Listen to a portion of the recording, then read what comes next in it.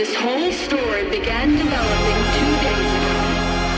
And from that point on, these terrible events kept on snowballing in a reign of terror that has not abated. The main advice news reporters have been able to get from official sources is to tell private citizens to stay inside their homes, behind locked doors.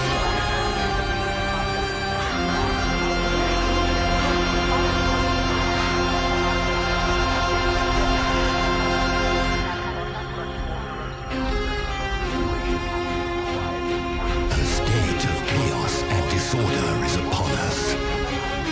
Will you take up arms? Will you help us make our last stand? The time is now. Let us be heard as we sing our way into battle.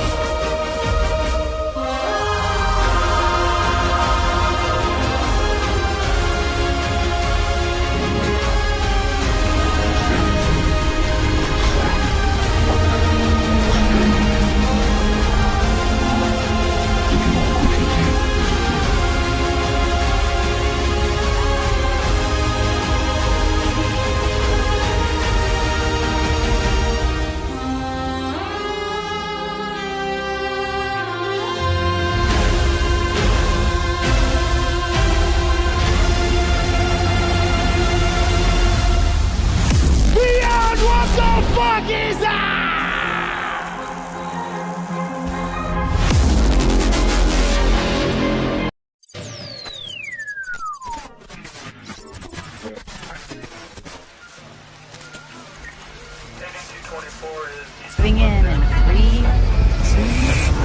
2. Dean, nice to meet Nice you. to see you, Dean. Oh, my God.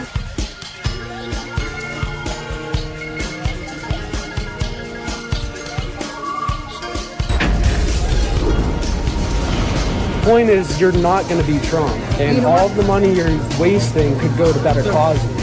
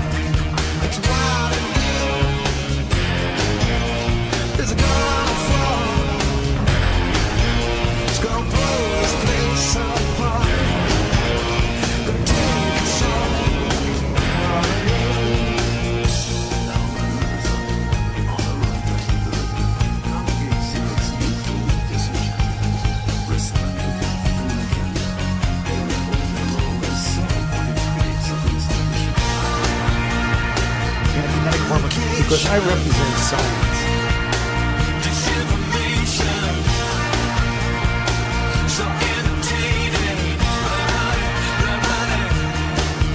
Take a look what happened. You should see the light from the crown of the king, the king of the night.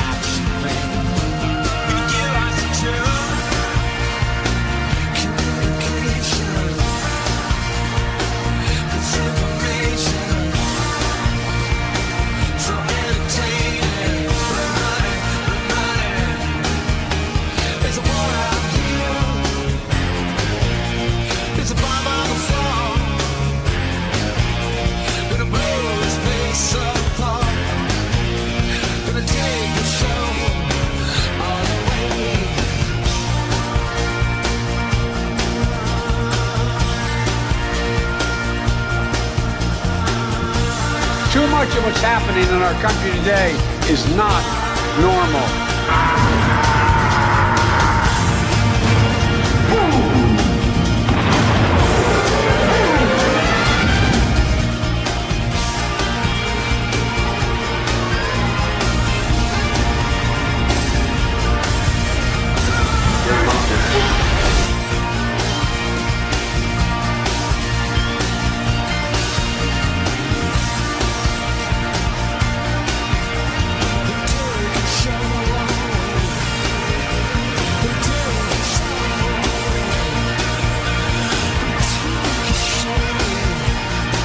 Top shareholders of all of these corporations are Vanguard, BlackRock, and State Street, the big three.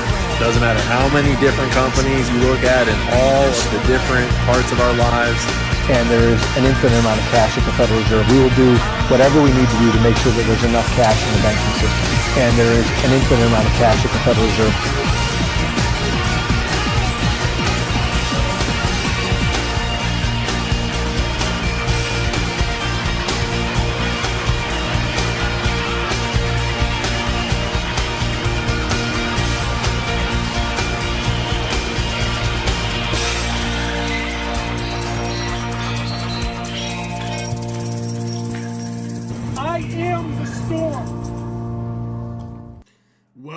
Well, ladies and gentlemen, here we are again, going over the same satanic cult that runs the world. Who would have guessed it, that they got caught with their pants down again, and we caught them again using the exact same pizza references that we caught them all the way back in 2016 with. Welcome back to the channel, everyone. And let's get right into it, because I have so much information to go over. I highly doubt I can get through it all in one evening.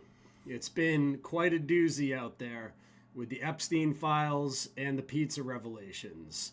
But as always, there's nothing to see here. Nothing at all. Totally normal behavior by a bunch of billionaires and trillionaires that work for the same blood cult that we've caught so many times. I think we should start it off here with Stanley Kubrick, who said, "Pedophiles run the world," according to Nicole Kidman. "Stanley told me the world is run by pedophiles," Nicole Kidman said while promoting HBO's Big Little Lies in Los Angeles. He studied secret societies his whole life. He was fascinated by them. And he said the elite, the top secret societies, they are full of men with a certain predilection. They are tied together, sort of bonded by pedophilia. They all know each other's dark secrets. There's no way out for any of them. It's a lifetime bond. Even if one of them wanted to go straight, repent, so to speak, he can't. His peers will bring him down. They are in it until death, driving the world to ruin. That's kind of how Stanley explained it, but it was all very complex. I'm probably not doing it justice. And the secret of Eyes Wide Shut, if you haven't seen the film, is the very end of the film. You can see the scene here. At the end of the movie, when Nicole Kidman is standing there with Tom Cruise, they're in a store with their young child. And as they're in the store, she's led away by strange men, and they don't react to it. And that's how the movie ends. There are no happy endings. And this was all tried to be showed to you, and then the CIA, according to this whistleblower, killed Stanley Kubrick, and they cut most of that movie out of the film so that the average viewing public wouldn't see the truth that Stanley tried to put in plain sight, which was the elite are run by a group of pedophiles. They changed the film exactly, someone says in the chat, after he was murdered. And there's a CIA officer who confesses on his deathbed that, quote, "I killed Stanley Kubrick." Full story is in the show notes for anyone that wants to read into that more. However, there's a lot more to go through. Epstein was asked Are you the devil himself? What are you, class 3 sexual predator? Tier 1. Was tier 1's the highest and worst? No, I'm The lowest? I'm the lowest. Do you think you're the devil himself? No, but I do have a good mirror. It's a serious question. Sorry. Do you think you're the devil himself? I don't know. Why would you say that?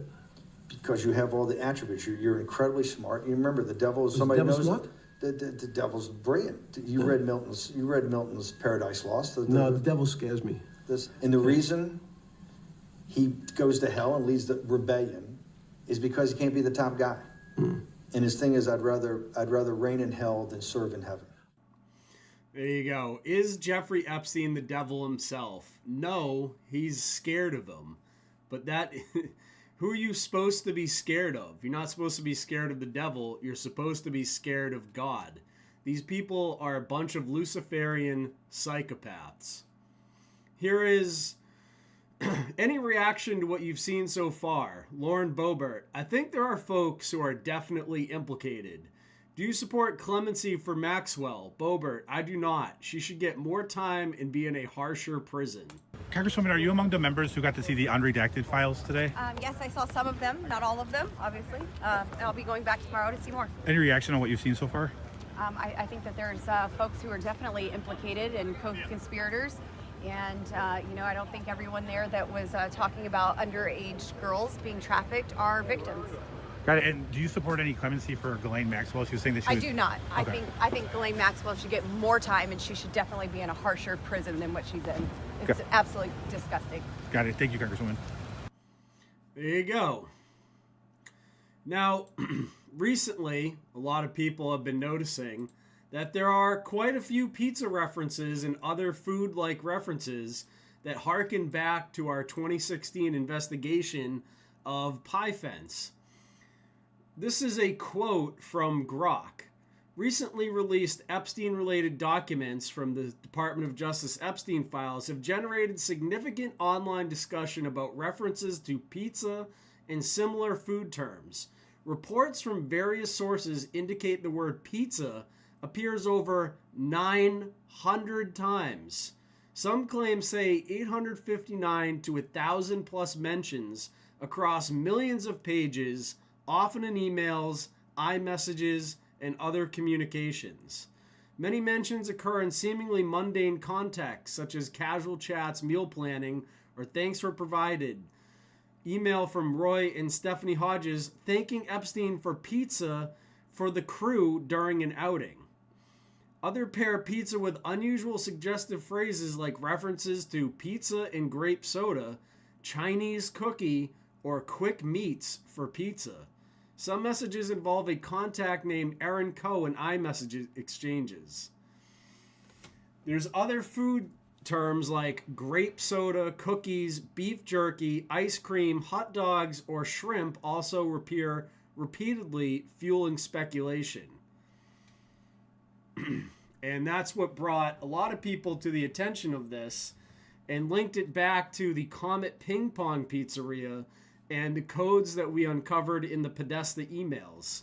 Now, I think it's important to remember that the entire Pie Fence situation started when Laura Silsby was caught trafficking 33 children out of Haiti, and it was one Hillary Clinton who came to her rescue.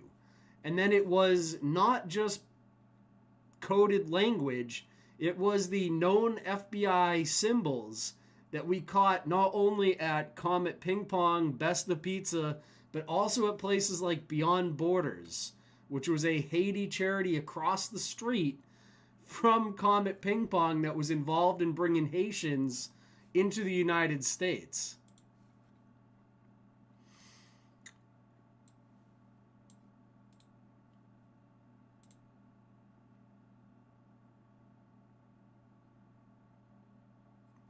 Pizzagate is all over the Epstein files. This is from Alex Jones, the guy who apologized to James Alefantis, mind you, back when we were covering Pie Fence. My, how he's had to change his tune since then, because this has all now been confirmed. And if you go and you watch my most recent documentary I'll bring up in a minute, you will see I tied the very same people that were at Comet to the Epstein ring. This isn't two separate rings of people, as I've been saying for a very long time now. This is all one group of sick people. There's no other way to describe it.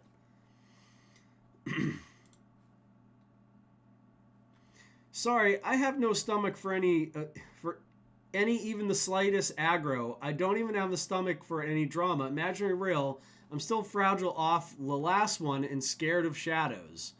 I watched them all. Please don't send any more. Message from, if you're not too busy, click on a video below to watch it.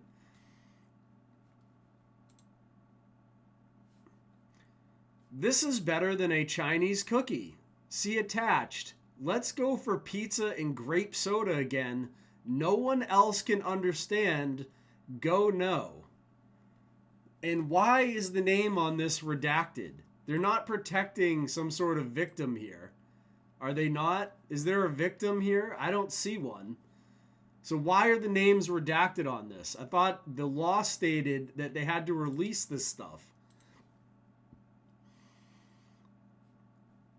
Subject line, Ari the Pizza Monster.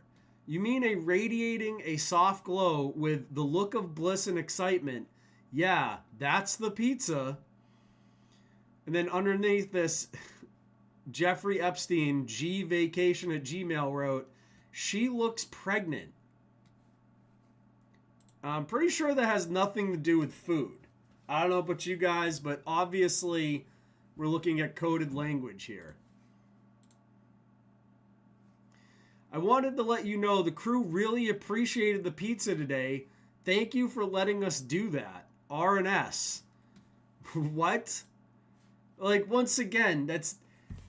If you're like, oh, we really appreciated the pizza, thank you for letting us do that? Do what, exactly? You know, that's not how you would phrase, oh, thanks for giving us free food. You know what I mean? No one would put it that way, which makes it extremely strange, right? And here we have Ehud Barak, the former prime minister of Israel, sent Jeffrey Epstein an email about slicing pizza.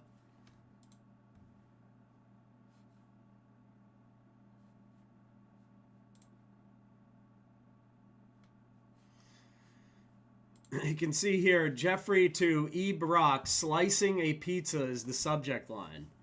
Funny, equivalent to people that feel on a leap year, they get an extra stay. And then Ehud Barak wrote, FYI, sent from my iPhone, forwarded message, slicing a pizza. Hilarious. And he wrote some gibberish in Hebrew there.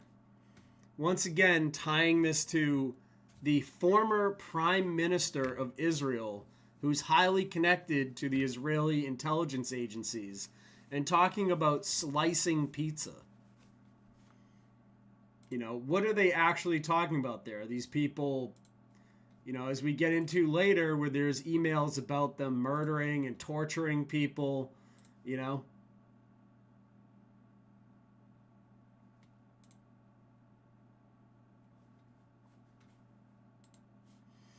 Who is all in the Austin office today? Who's going to want pizza? We only have one slice, and we need to know how thinly to slice it. And that's from Burton at Stratfor, which is another one of these private intelligence agencies.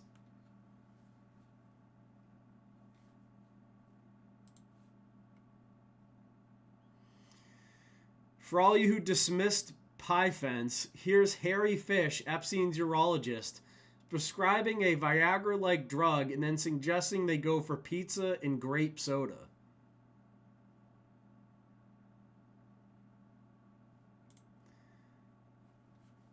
Yeah, I know they're bottom up. I just trying to give you guys the rundown here. I'm back. Can you call in Stendra at 100 times at Zittimer? How many? 10. They don't have your call yet? You have refills. Call them back. Thanks. They want you to call. And this is one of the things we saw again with Alefantis, where he had pictures of drugs and other things on his Instagram, right? And they had different coded language for the drugs and stuff as well.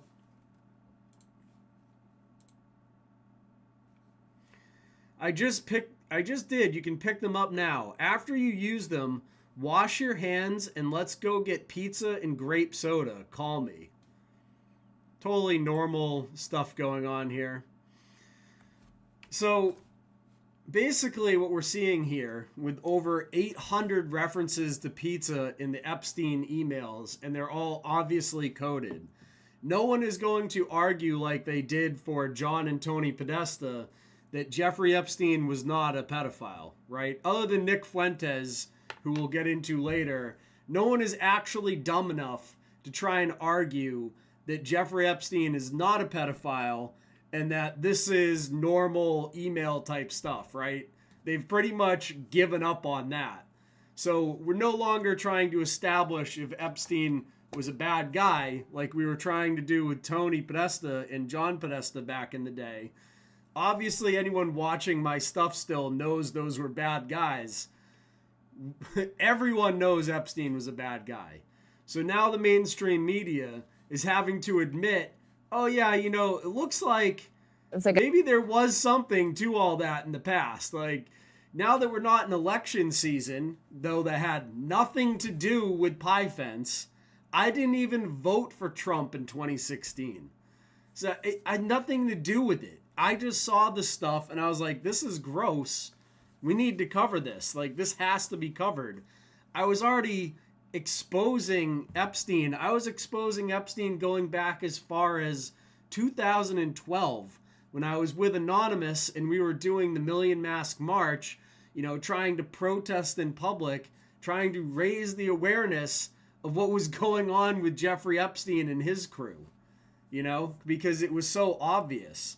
And tons of people, the one thing about it is tons of people, including anonymous guys, tried to hack into Epstein's stuff, and he didn't have any of this stuff like available online, right? There was no videos or access to his closed circuit television cameras or any of that online. Obviously, we didn't know G Vacation was his email account. Or we would have been able to get into that, but no one knew that that was his email account. See what I'm saying? Good segue to our last piece here, which is just some of the things that you can't even really categorize. You know, they just depict the absolute depraved, disgusting, like beyond belief type of activity. You know, it hints at it, right? This is all the little glimpses that we get. And we've talked about this before because, I mean, it really does. The birthday book was very eye-opening for me. Page after page of the most disgusting, disturbing, dystopian references where that was the moment when we both were, oh, Eyes Wide Shut is a documentary. Like, this is real life. And I genuinely... Eyes Wide Shut would have been a documentary if they hadn't cut out the most important parts of the film and then murdered the director. I believe so firmly now, in the strongest possible way, that being a billionaire, being extraordinarily powerful, being extraordinarily influential, you know, well-positioned in these ways, it destroys your soul. It destroys your soul. It's not only bad for society, it is bad for you personally. And so, as you said, yes, you know, this... and that's one thing. When you dive too deep into these rabbit holes, it can be bad for you personally to keep looking into this stuff. People that look into this stuff all the time, you need to take breaks. You need to go skiing or do something. I have kids. I go skiing. I go boating in the summer. I have things that allow me to disconnect from all of this stuff online. If all you do is this stuff online, it'll drag you into a deep, dark rabbit hole that you won't be able to handle. Like, you have to have other things going on in your life, and you can't just constantly focus on this evil. Like, trust me, it's not good for anyone to focus on this stuff all the time. However, it does need to be addressed. We do need to expose this stuff And people need to be really pissed off about this and demand justice. Now, I know justice belongs to God, but these people need to pay for these crimes in this life as well. Type of depraved behavior. It's not new.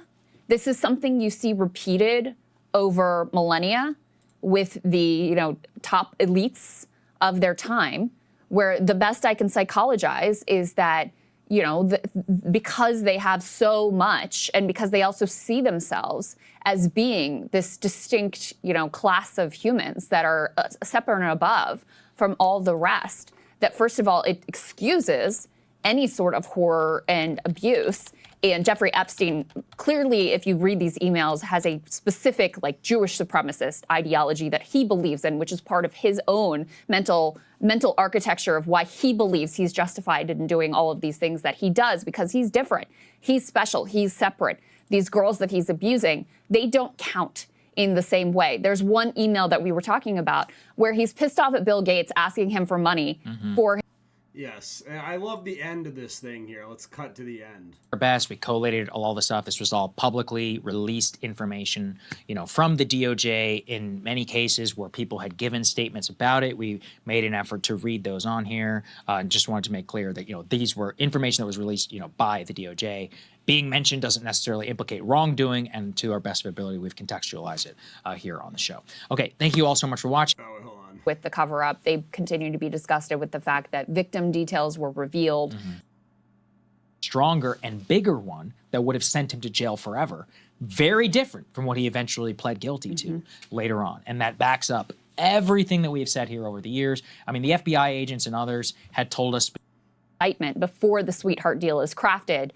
New documents released by the Department of Justice, an alleged victim in a civil complaint filed in Florida in 2010 revealed the process where they come from, okay? And they met on the same day that board begins. Images of torture, death, abuse. Yeah. That means they had images of torture, death, and abuse. That, okay? These two do a decent job of this, but at some point during this, I can't seem to find it. They come out and go, oh yeah, there's all these pizza references in the Epstein emails, but, Pizzagate's still crazy. If you believe in Pizzagate, you're still crazy, and blah, blah, blah. We're the mainstream media. You can't believe anything about Pizzagate, even though the Epstein people are directly connected to the Pie Fence people through people like Linda Rothschild, who was pictured at David Brock's house and also was in these emails and connected to Jeffrey Epstein. Even though there's literally direct connections of people like Linda Rothschild that connect both rings, it's crazy to think that the Podesta emails with pizza codes in them are also the same as the Epstein ones with pizza codes in them. That's the type of analysis that you get out of mainstream media. And these people like Breaking Points that can't seem to pull their heads out of their asses when the truth is fucking standing right there in front of them. Obviously, this is what's going on. They're the same group, the same satanic cult, and they're all using the same code words, right? Wash your hands and let's go get pizza and grape soda. Go back to the Podesta emails. That's not even close to how suggestive the Podesta emails were. You see what I'm saying? So Ben Swan nailed this, absolutely nailed it. He's like, yep, 10 years ago, I got this right, and I'm still right about it. Epstein is Pizzagate. It's the same thing. It's the same exact cult, which is what I've been saying the entire time. Epstein is Pizzagate. Let that sink in for a minute. Jeffrey Epstein is Pizzagate. 10 years ago, Pizzagate was by far the #1 trending topic on Twitter. But the claim of I remember one of the claims back in the day was, oh, well, you're just trying to distract people from the Epstein ring with all the Pie Fence stuff. And it's like, no, we're not. It's the same exact cult. It's the same billionaires doing this. One was, they were laundering money and selling CP through some fucking pizza shop. And doing this, in probably other places. I highly doubt they were doing it at the pizza shop, and then Epstein had a private island where they could go and do it at the island. And there's other places like the Nexium cult, the Finders cult, Fox Island. It just, if you look into like the Clown and the Candyman series, there's all these different things going on. You know, Program to Kill. If you guys remember that whole series where all these serial killers were tied in to this kind of stuff, and there was like the connections to the Boy Scouts, and it's always that there's a list of clientele that gets uncovered by the police or whatever, and then they pin all of this on one person. The one person like Epstein goes down, or Alefantis gets, called out publicly, but never any of the clients ever get arrested. No one ever faces justice, and the cult just moves on to the next location and continues doing what they're doing. Children it was so insane that Pizzagate. David McGowan was the guy who wrote the book Program to Kill, and then there was another individual who made a YouTube series based on that, and YouTube, of course, censored it and took it off of YouTube. It was shrugged off as a wild fever dream of a conspiracy theory. I was the first mainstream reporter to dare give the facts surrounding Pizzagate. My corporate career was destroyed over it, so what? My professional reputation was obliterated, that wasn't fun, and I wasn't the only one. Anyone who dared to suggest that this might be true was blacklisted, shadow banned, or thrown off of social media. But then... attacked by satanic cults, had their lives infiltrated, they tried to surround me with all these Satanists and stuff. It's crazy, the stuff that they do. The backlash is insane. Unless you really, really care about this stuff, if you go out public and start trying to expose these people, just know you will face backlash. They're not going to just give up. These people try to do all types of nefarious shit to you. They dox you. They attack your parents. They'll attack your family. Everything. Everything they can possibly do to fuck with your life, they will do. And just days ago, the largest dump of Epstein files revealed what some of us... Oh, that's good to hear. He's back on there. So the guy who made the Program to Kill series is back on YouTube as The Deliberate Stranger. That's good to hear. For a decade, that Pizzagate is real. Not that there is a pizza parlor at the center of a child trafficking ring, but that child trafficking rings run by some of the most powerful people in the world do exist. Tonight, I want to remind you of what I told you then and compare that to what we have now learned. Pizzagate. It became a major story weeks ago when an armed man decided to investigate a D.C. area pizza place for himself. This man right here, he carried a rifle into a pizza parlor and then fired it at the floor. Media is... he fired it at a door. This is where Ben Swan and Ashley got something wrong. The dude fired it at a door. It went through that door and hit a computer hard drive. And this was 5 days after Big Fish had reported that when he broke into the Comet Pizza encrypted section, that they found 9 servers worldwide that were distributing CP for Bitcoin. And this was reported to Detective Marcus Stevens of the DCMPD. This is all still on my YouTube channel that you're watching right now. The Big Fish interview is still on the channel. You can go back and watch it. And Marcus Stevens then handed that off to the FBI. I don't remember the name of the FBI agent that took it over, but he was from the Child Exploitation Department of the FBI. You can go see the interview. It's still there. And then they told us to stay quiet about it for a long time, that they were investigating it, that they were going to arrest people. And then when people emailed the DCMPD about it, they were like, oh no, we were done with the investigation. We looked into the whole shooter thing. And people were like, wait, no, that's not what we were asking. And then we would send in emails being like, what's going on with the investigation? And DCMPD would be like, oh yeah, we handed that off to the FBI. They're investigating it. So they would give out 2 completely different stories based on who emailed them about the whole situation, which is all documented in that interview that's up on my channel. You can go back and see it. There was hard evidence that proved that Alefantis and his cohorts were up to no good, and they did nothing with it. No one was ever arrested. They just called us all fake news, and then they censored us all to living to the ends of the earth where no one can even find us anymore. I don't know why they ever let us come back, especially with all of this coming out. That was a really, really stupid move on the elite's part to allow channels like mine back on here, and then all of this comes out. It's just insane, you know? And here are the people that tried to deny Pi Fence was real, right? All these mainstream media reporters constantly wrote articles declaring Pi Fence was fake. Coincidentally, all of these same reporters were arrested and charged for raping and sexually abusing children. Some of the victims were toddlers. There are no coincidences.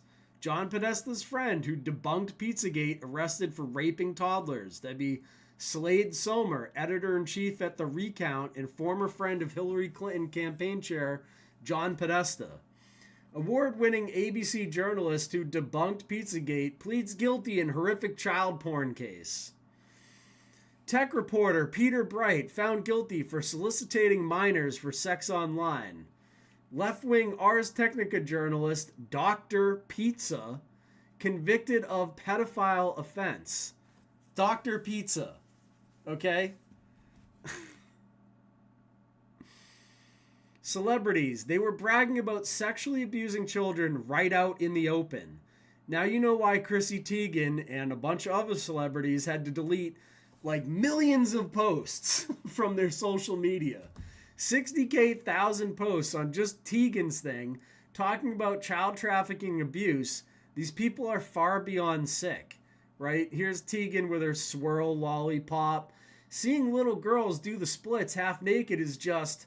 I want to put myself in jail. Hashtag toddlers and tiaras. Here she is with John Legend. I'm bored. Really want to watch kids give birth. Where can I watch teens giving birth? MTV? I mean, that doesn't make sense, but I'll try. Aw, man, I'm confused. Doubt with notes on a scandal. Man, I want to see grossness between a hot teacher and a kid. Man, aw, damn. Chrissy Teigen again to @Kevin Shockey. Nah, he just said the cleanest and best pleasure is to have sex with a 13-year-old. Up until that, ha ha ha ha. It's disgusting. It's absolutely disgusting. Chrissy Teigen, skinny pedos drink pedolite. Hilarious. And then we have Tamara Lozado, which I have stuff from in my DMs that I'm going to pull up here right now. So give me a moment here. Because I have to pull it up through my Twitter. And I don't necessarily want the entire internet going through my DMs. Not that there's anything fun there, but...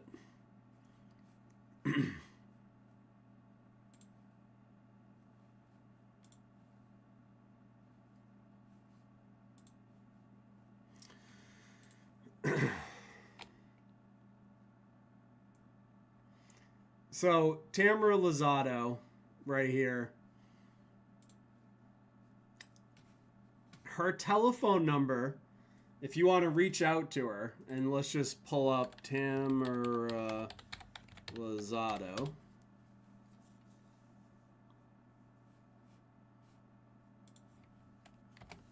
Which was Evie's crib, if you guys remember.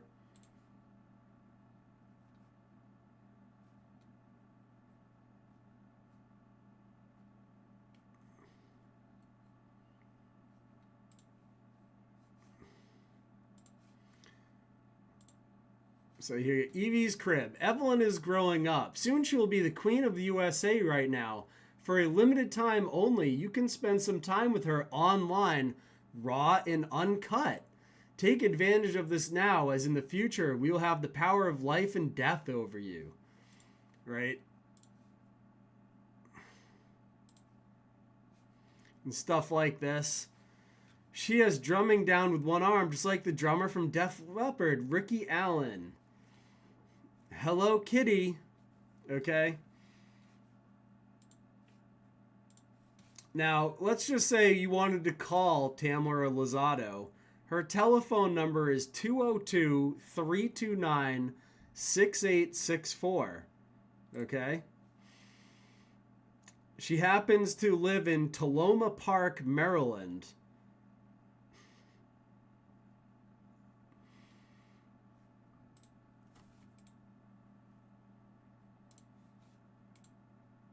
Let's pull up some of the other stuff that was here. And let's pull this up again here. And I'll open it in a new tab so we can go through it.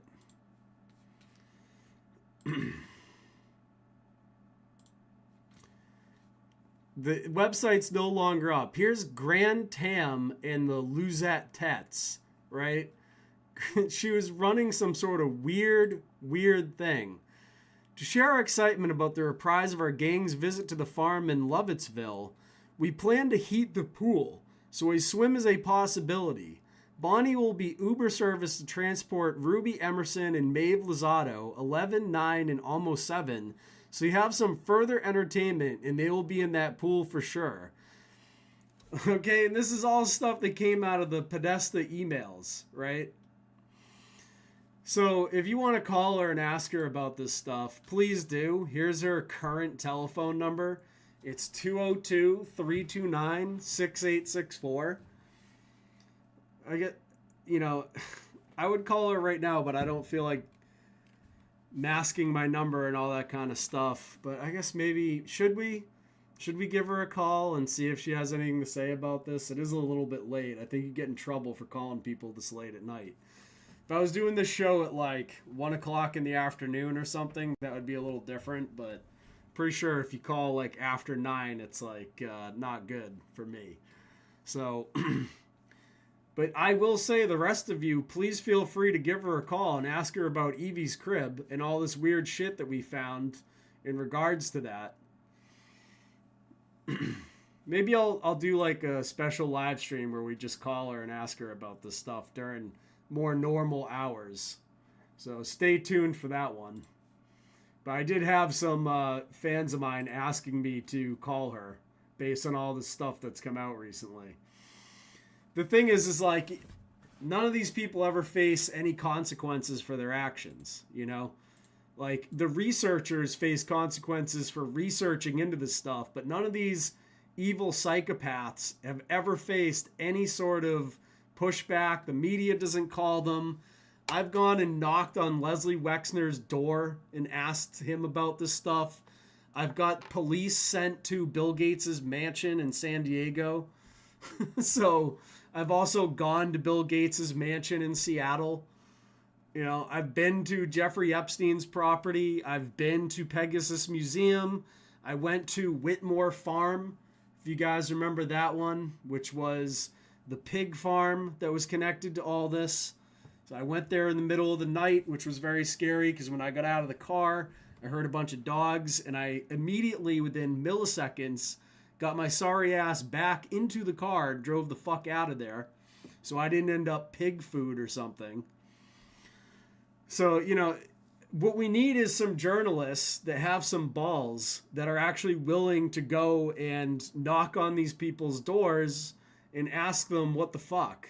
You know, it can't just be me doing this stuff. There has to be other people out there willing to go knock on Whitmore Farm's door, willing to go to Pegasus Museum, willing to go to Leslie Wexner's house, because that's who financed the whole Epstein ring, was Leslie Wexner, right? He gave Epstein the entire Manhattan mansion for, some say, $1.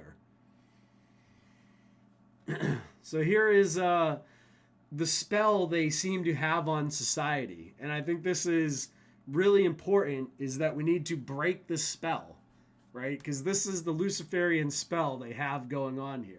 This guy nails it. This is a Hollywood director on Joe Rogan, and he drops some absolute red pills here. Did you see the thing in the Epstein files? Oh, yeah. Like those those Epstein files. In fact, I can't believe that, like, everybody just kind of like, oh, well, okay, and they're moving on with their lives. Did you see that guy at the Atlanta airport flipping out, the well-dressed black dude who just freaks out in the Atlanta just like a couple of days ago. I saw it on YouTube, and I saw it on Twitter or X, and this guy's just freaking out in the Atlanta airport. He's like, I read the Epstein files. Like, all of you, you're going about your lives like nothing's happening. Look, you're all zombies. And he's right. It's like Invasion of the Body Snatchers. Everybody is just numb to everything. Like, dudes, we had a global pandemic, aliens, all these like revelations. People are, eating babies. This is the guy. Files have been released, and all of y'all are acting normal. All of y'all. And there's a longer version of that where he's basically like, you're all acting like nothing's happening. Like, what the fuck? You're all just pretending you're just drones going on in your normal lives. People are waiting for a... Speaking of drones, remember we droned Epstein's Island? And we droned fucking Necker Island as well, Richard Branson's island. Like, what else can we even do? You know what I mean? Like, at some point, the people in power need to hold these people accountable or nothing's ever going to change. Condensed version that lays out all the facts. It's the people that are like really interested in reading all the emails. I think the Luciferians cast a spell on the world. And for real? Oh, absolutely. It's just like how vampires can't go into a house unless they're invited. They tell you, what's going on ahead of time. It's predictive programming. And once you say it out loud and you put it out there and make fun of it and do a little skit like Stephen Colbert did a little skit on his show where, oh, here's a baby. I'm going to take this baby and I'm going to give it to Moloch. And he goes into like a cloudy red, furnace and hands the baby over. And he's, oh, the baby's going to be fine. And they make a joke about it and the audience laughs. Okay, we're all now conditioned to it. We've all seen it. And by laughing at it, we were complicit. You think that's on purpose, that this is like some sort of a grand design to get us to be desensitized to the idea of demons eating babies? Yeah, for sure. Really? For sure. And who do you by think, the way, nobody's doing anything about it. We know what's happening. But that has to take, there has to be a person or some group of people. Yeah, like about 8,500 people. Yeah. That are manipulating the Colbert Show? That are manipulating everything. It's all an illusion. Like, reality as we know it is fake. That's the revelation that guy is having. And he's looking around and he's like, it's like Invasion of the Body Snatchers. Well, the thing about the emails is, one of the things is it's just stuff written down. And so that's sort of hard to digest. Like, what is this? Like, what are they saying? Like, some of it is in code, like walking over beef jerky. Like talking about jerky, could you walk beef jerky over to this person? Like, what does that mean? For all this pizza they're talking about, you never see any pizza. Right. Yeah. They're ordering pizza. I'm going to get some grape soda. It's like... Yeah, it's weird. You never see them like... these people have private chefs and stuff like that. You think Epstein was like going out for pizza and grape soda when he has probably private chefs on the island and things like that? It makes no sense. These are billionaires. They're not going out for, shitty pizza somewhere. Go with my cheese pizza. Yeah. And there's all this coded language and everyone's like, oh, that's you just have pareola. You're just seeing things where you want to see them. No, that's clearly a code. Well, that was the thing about Pizzagate. It's absolutely a code, and in fact, mundus vult decipi, ergo decipiatur. It's a long-known concept, and so in Latin, mundus vult decipi means the world wants to be deceived. Ergo decipiatur. Therefore, it is. We want to be deceived.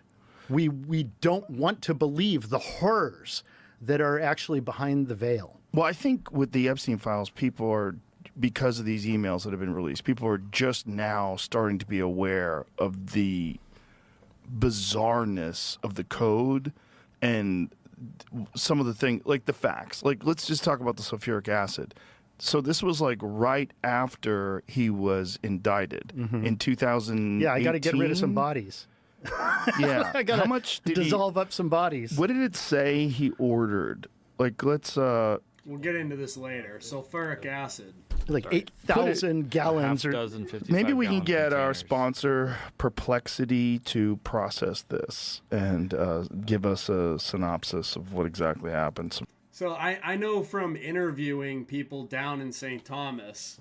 So one of the interviews I did down there was with Epstein's boat mechanic. And the Epstein boat mechanic told me that when Epstein switched from having a 2-cycle engine on his powerboat, he switched over to having a 4-cycle engine on the powerboat, which made the engine much heavier and made the bow of the powerboat start to rise. And you're like, what the fuck are you talking about, Titus? Who cares about that? Well, what they did was to counter the rising bow, because it was now stern heavy, was he had the boat mechanic fill the bow of the powerboat with concrete. And he filled it up with concrete, but the boat mechanic noticed over time that the concrete started to go missing chunk by chunk. Almost as if they were going out and then taking a big chunk of concrete out of the bow locker and then using that to sink things off of the powerboat. So with the Puerto Rican Trench being so close to where Epstein's Island is, not far. I mean, Epstein's Island is not far from very, very deep water. To me, it would seem like they were using his powerboat. And by the way, there's no reason to switch from a 2-stroke to a 4-stroke engine if the 2-stroke is still working fine, except for 4-stroke engines run a lot quieter. So it'd be much harder to detect Epstein sneaking out with a 4-stroke engine, right?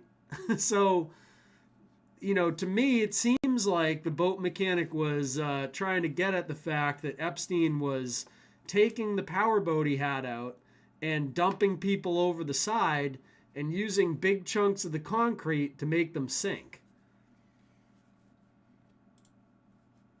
Some sort of a breakdown, because one of the things they're saying is like he was indicted, and then right after he's indicted, he orders how many gallons? 6 55-gallon containers full of sulfuric acid. Jesus Christ. Jesus Christ. Yeah, it's a lot. What?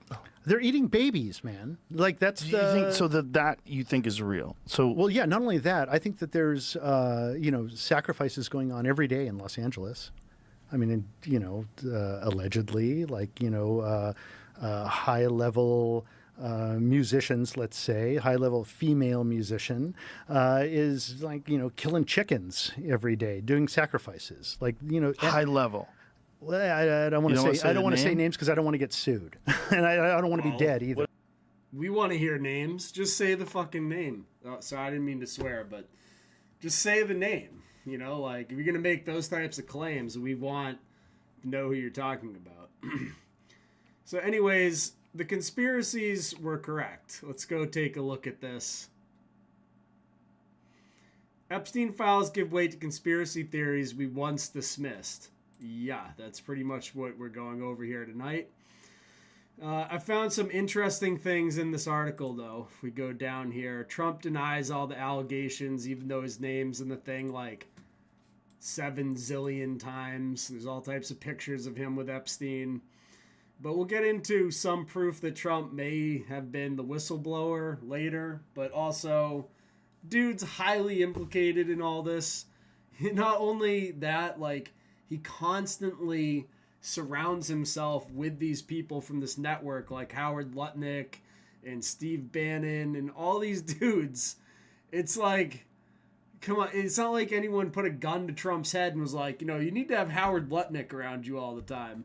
You know what I mean? Like, you should rely on Alan Dershowitz and all these scumbags that are involved in this ring, And his name's, someone said that his name is in the files more times than Harry Potter's name is in the Harry Potter books. Which, if that's true, that's really fucked up. Once again, sorry for swearing.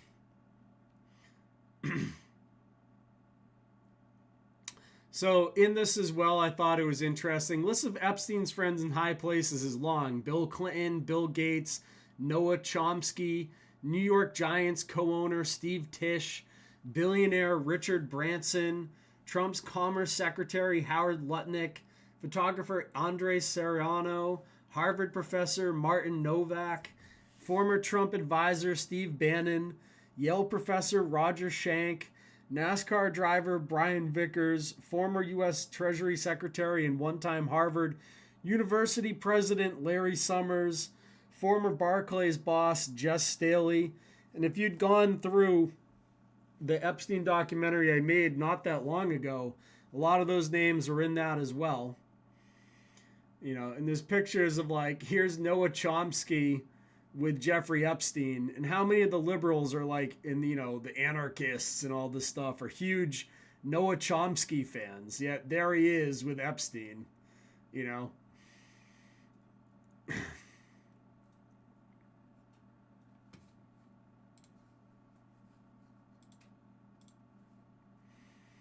But guess what? There's not going to be any prosecution coming at all. Even with all of the revelations and all the stuff we're going to get into in the show tonight, the government is not planning on prosecuting anybody. They're not going to do it.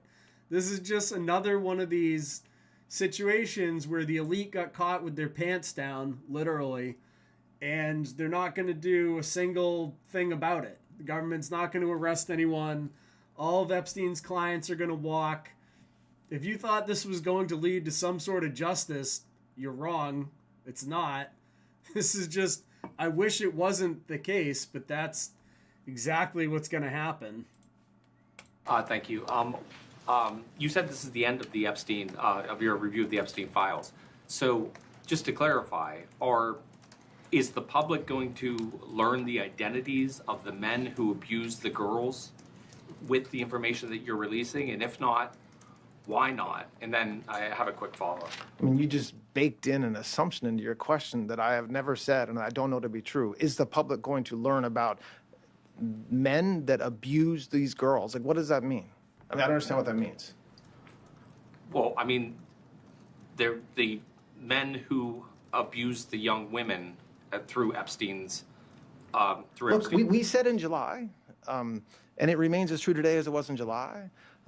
If we had information, we meaning the Department of Justice, about men who abused women, we would prosecute them, right? We talked about the work that we're doing. That's why I said that. I said this earlier. There's this built-in assumption that somehow there's this hidden tranche of information of men that we know about that we're covering up or that we're choosing not to prosecute. That is not the case. I don't know whether there are men out there that abuse these women. He doesn't know if there's even men out there that did anything wrong. They have no evidence to that regard at all. I mean, who knows? Who could these people even be?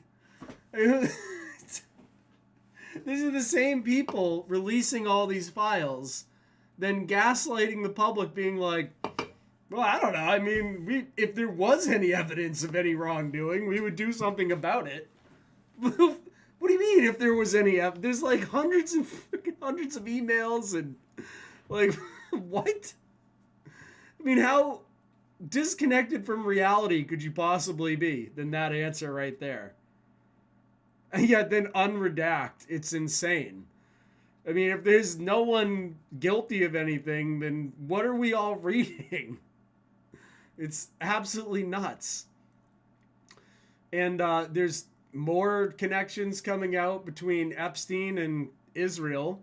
Epstein trained as a spy under Israeli Prime Minister. The FBI knew the entire time.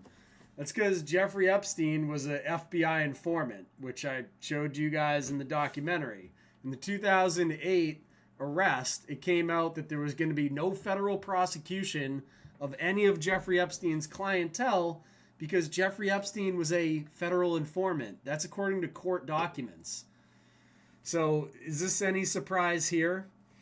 Confidential Human Source, CHS, was asked about handling agent about information he/she may be aware of.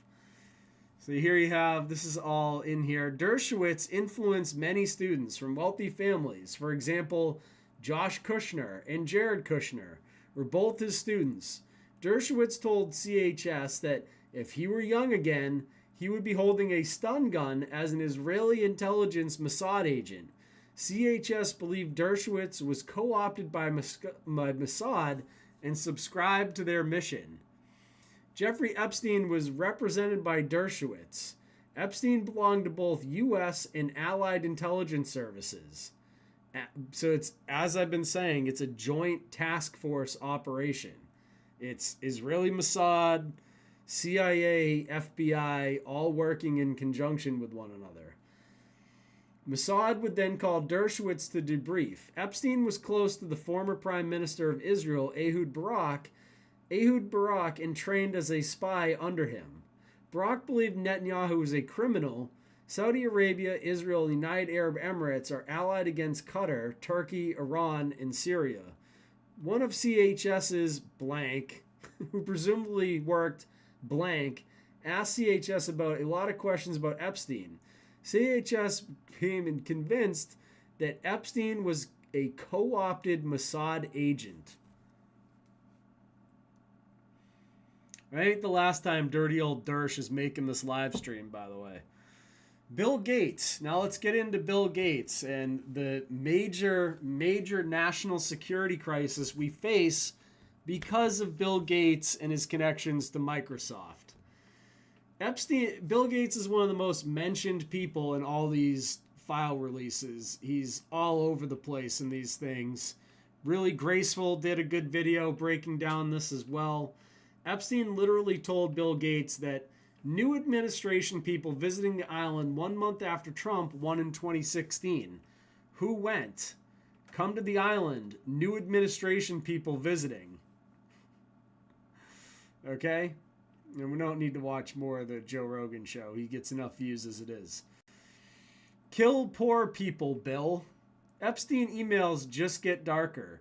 Newly surfaced documents show a 2011 email from Hollywood producer Barry Josephson to Jeffrey Epstein referencing a question allegedly asked to Bill Gates. How do we get rid of poor people as a whole? Cool, I'm excited. Also, I've been thinking a lot about the question, right? This is from Barry Josephson. A lot about the question you asked Bill Gates. How do we get rid of poor people as a whole? And I have an answer, a comment regarding that for you. When can I call you today to discuss this? This sounds like something out of the show Fallout, where they're like, yes, how do we kill off everyone but just the rich people who can afford to live in the bunkers? You know?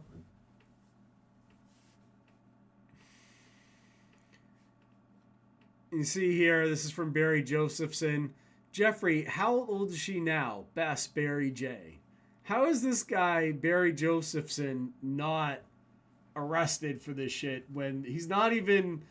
This isn't even a redaction. Like, they have no evidence of any wrongdoing of any of these people, yet this guy's, like, saying this kind of stuff? I mean, come on. In STD. Epstein file dump reveals Bill Gates was begging Jeffrey Epstein for antibiotics to discreetly slip to his ex-wife Melinda after he contracted STDs from sleeping with Russian girls. To add insult to the injury, them implore me to please delete the emails regarding your STD. Your request that I provide you antibiotics that you can surreptitiously give to Melinda in the description of your penis. The little Bill. You also made it clear to me that I am not to refer to blank, as that is another topic that must remain between the two of us. So, dude was out there banging Russian whores, Russian girls. They must have been probably underage girls if he's emailing Jeffrey Epstein about it. So they're not Russian whores. I take that back. They're underage victims. But the thing here with this is, when you really think about it, Russia, at the end of the Soviet Empire, 15 million Russians moved from Russia to Israel, a lot of them working in the high-tech industry. And now they're in Israel and they're sympathetic to the Russian Soviet Empire, to communism, and they're not fans of the United States. And they completely changed the politics of Israel. And Israel currently is working on things like the Belt and Road Initiative with the Russians and the Chinese to restructure global trade and hurt the United States of America. And Bill Gates runs Microsoft, which happens to be tied into all of our critical infrastructure in this country, right? So we go here, and Melinda Gates, she came out and was like, painful times in my marriage. Melinda French Gates reacts to ex-husband in the Epstein files. For me, it's personally hard whenever those details come up, right? Because brings back memories of some very, very painful times in my marriage, but I have moved on from that.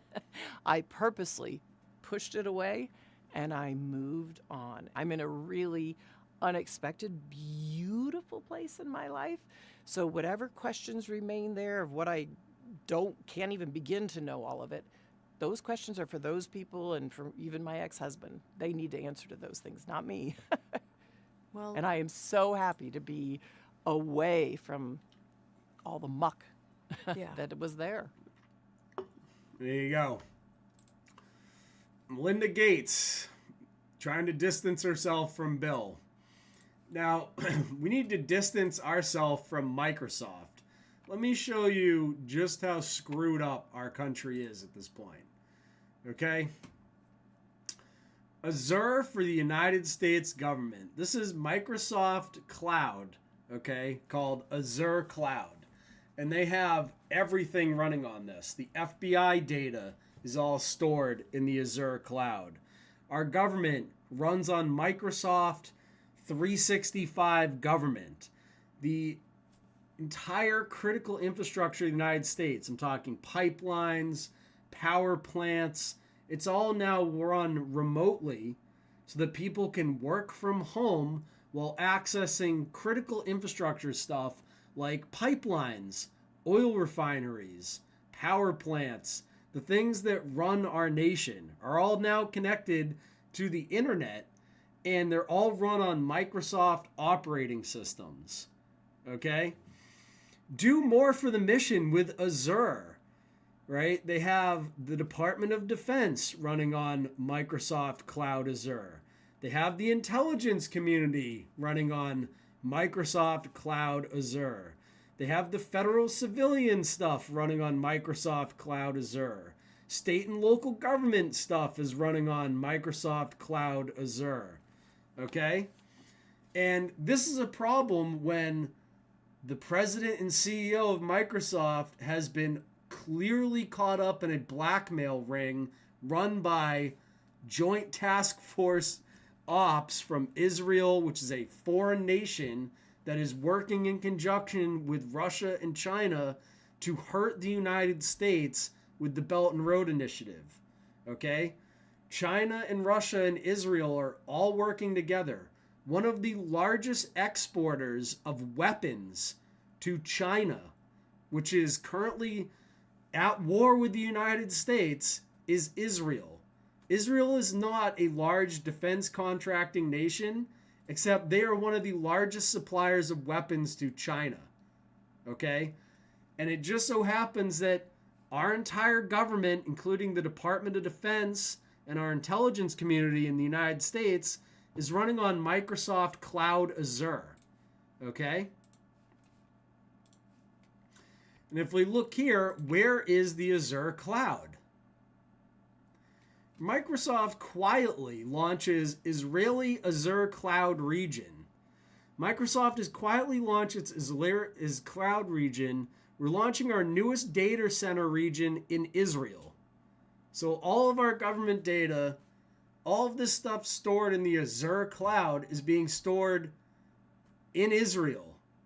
The company said since deleted Azure update, the new Israel Central Data Center region includes Azure availability zones. Okay, so Bill Gates gets blackmailed. Microsoft moves all of our government data over to Israel. Anyone else see a problem with that? I hope so. And it's not just Microsoft, okay? But Microsoft has not just moved the Azure cloud over there. They've moved their entire R&D over to Israel. Welcome to the Microsoft Israel R&D Center, which is not in America. It just so happens that all of this is over in Israel.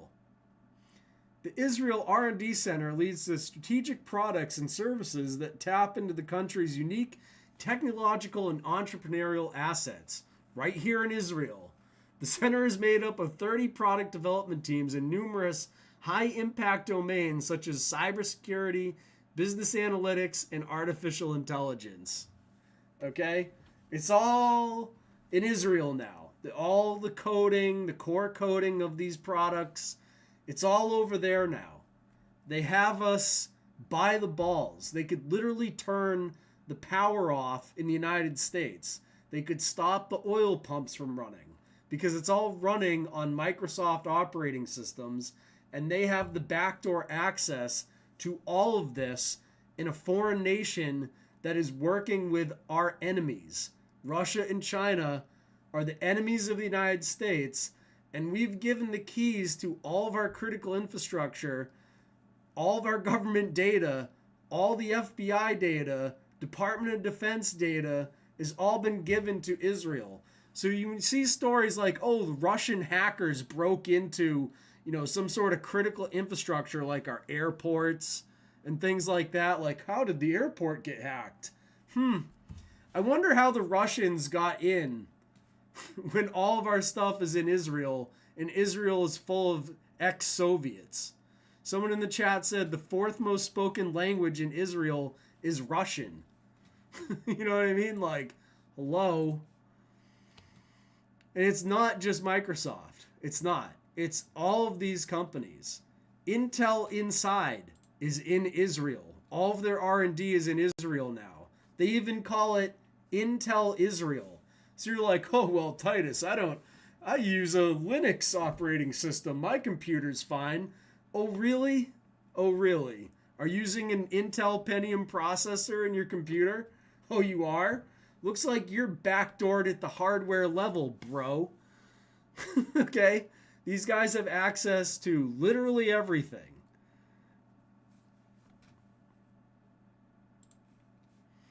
Let's go to another one. Let's go check out TSMC, another one of the largest chip manufacturers in the world. Taiwan and Israel's joint future within the semiconductor industry. Okay? And why haven't you heard about any of this from, I don't know, Whitney Webb or any of those people? It's weird. It's like they know this information because they were given it, but then they decided that because it makes Russia look bad, they aren't going to touch it. Weird, right? Oh, that's right. Mint Press News also had to pull off criticism of Russia from their website because they're not allowed to criticize Russia. Odd. How did Taiwan become the Oh, no. Let's go to the Taiwanese-Israeli connection here. In both Israel and Taiwan, a leading technological ecosystem developed at approximately the same time. With one clear difference, Israel is identified worldwide as a startup nation, whereas Taiwan is identified as a scale-up nation. While Taiwan has placed particular focus on the manufacturing aspect of semiconductors, Israel has focused on its relative strength and advantage, research and development. So there you go. Even though these chips are being made in Taiwan and manufactured in Taiwan, the R&D, the back doors, are designed and developed in Israel, and then those designs get put into the chips made in Taiwan. So you're like, oh, well, I'm using a TSMC, whatever. It's backdoored at the hardware level by the R&D code that the Israelis are putting into these things. It's we could go through every company and you'll find this with every company. Someone's asking about AMD. I'm sure if you Google it, it'll come up that that's probably also R&D'd in Israel. Okay? NVIDIA, all of them. So They have us by the balls at the hardware level, not just the operating system level with Microsoft. It's up and down the board, right? This is important stuff to understand and realize, because it literally means these psychopaths, these literal pedophile fucking cult members, could turn the lights off at any time. Is that why we're not getting any justice for any of this in this country? When this is clearly an Israeli blackmail ring and no one is being brought to justice over this? Is it because they hold the switch to the power in this country that they could literally turn the lights off if they wanted to?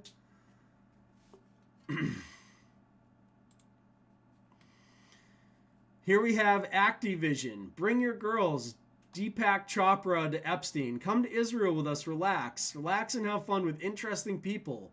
If you want to use a fake name, God is a construct. Cute girls are real. What kind of spirituality is that?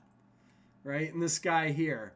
And if you look down, Activision's ex-CEO discussed indoctrinating kids via microtransactions with Epstein. In 2012, they exchanged emails about Call of Duty. Epstein said he's all for indoctrinated kids into an economy. Now referring to microtransactions as predatory makes even more sense. You see there?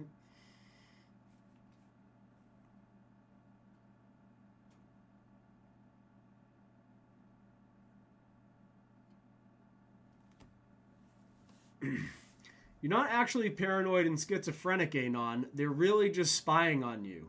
Israeli spyware company Paragon posted their surveillance software's control panel by mistake. This is one major OPSEC flaw. Paragon spyware has been used to target journalists, government critics, and human rights defenders. You can see here, victim number, click to hack, available apps on this device, messaging log, browsable messages. This is what they've been up to, okay? Spying on everyone. And it's not just the Israelis living in Israel doing this. It's also Robert Kraft.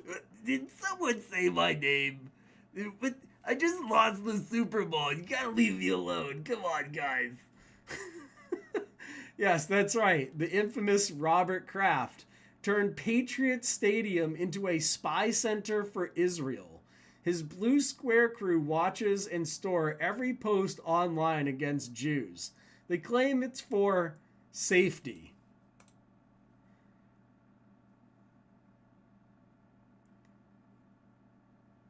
Inside the Patriot Stadium, a command center of stats tracking hate speech online. It shows where it's coming from, the time of day, and how it's trending, especially among younger people. We saw that not only is hate and anti-Semitism growing across the country, it's disproportionately growing on college campuses and in high schools. Which is part of the reason Kraft says he partnered with the United Negro College Fund and the Jewish organization Hillel International to host unity dinners throughout the country. So let's get to it. When I'm not at massage parlors, I'm hosting unity dinners with the Hillel organization and spying on all you assholes that are making fun of me online. Just because I got to the Super Bowl with $60 million. What was the greatest day of my life? It was making the Super Bowl $60 million under the salary cap.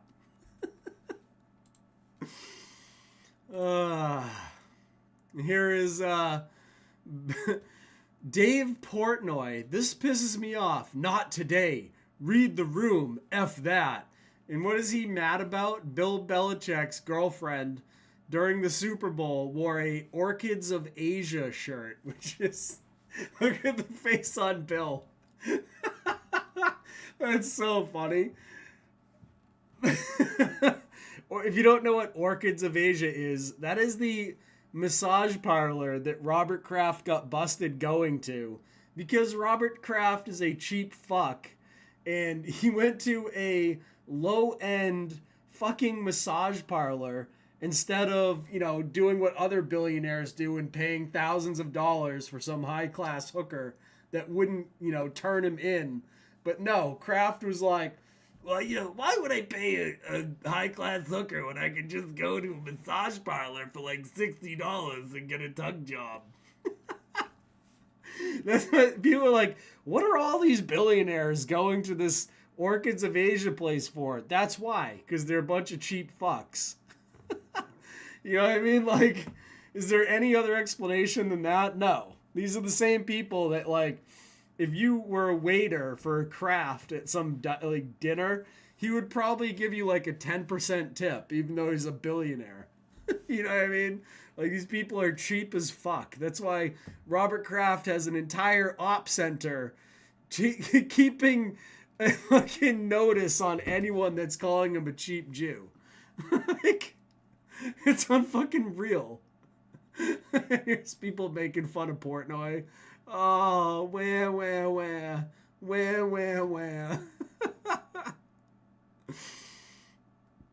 But, Dave Portnoy did say this in the past. Where, it's child porn, bro. It's 2 years old. Relax. There you go, Dave Portnoy, excusing CP because it was 2 years old. So there you go. That's an actual quote from Dave Portnoy. Not making it up. It's still on Twitter. I don't know about that. They have kids there. I don't know. They're pretty cheap. That's what I'm thinking. If they wanted kids, they'd go to Epstein Island.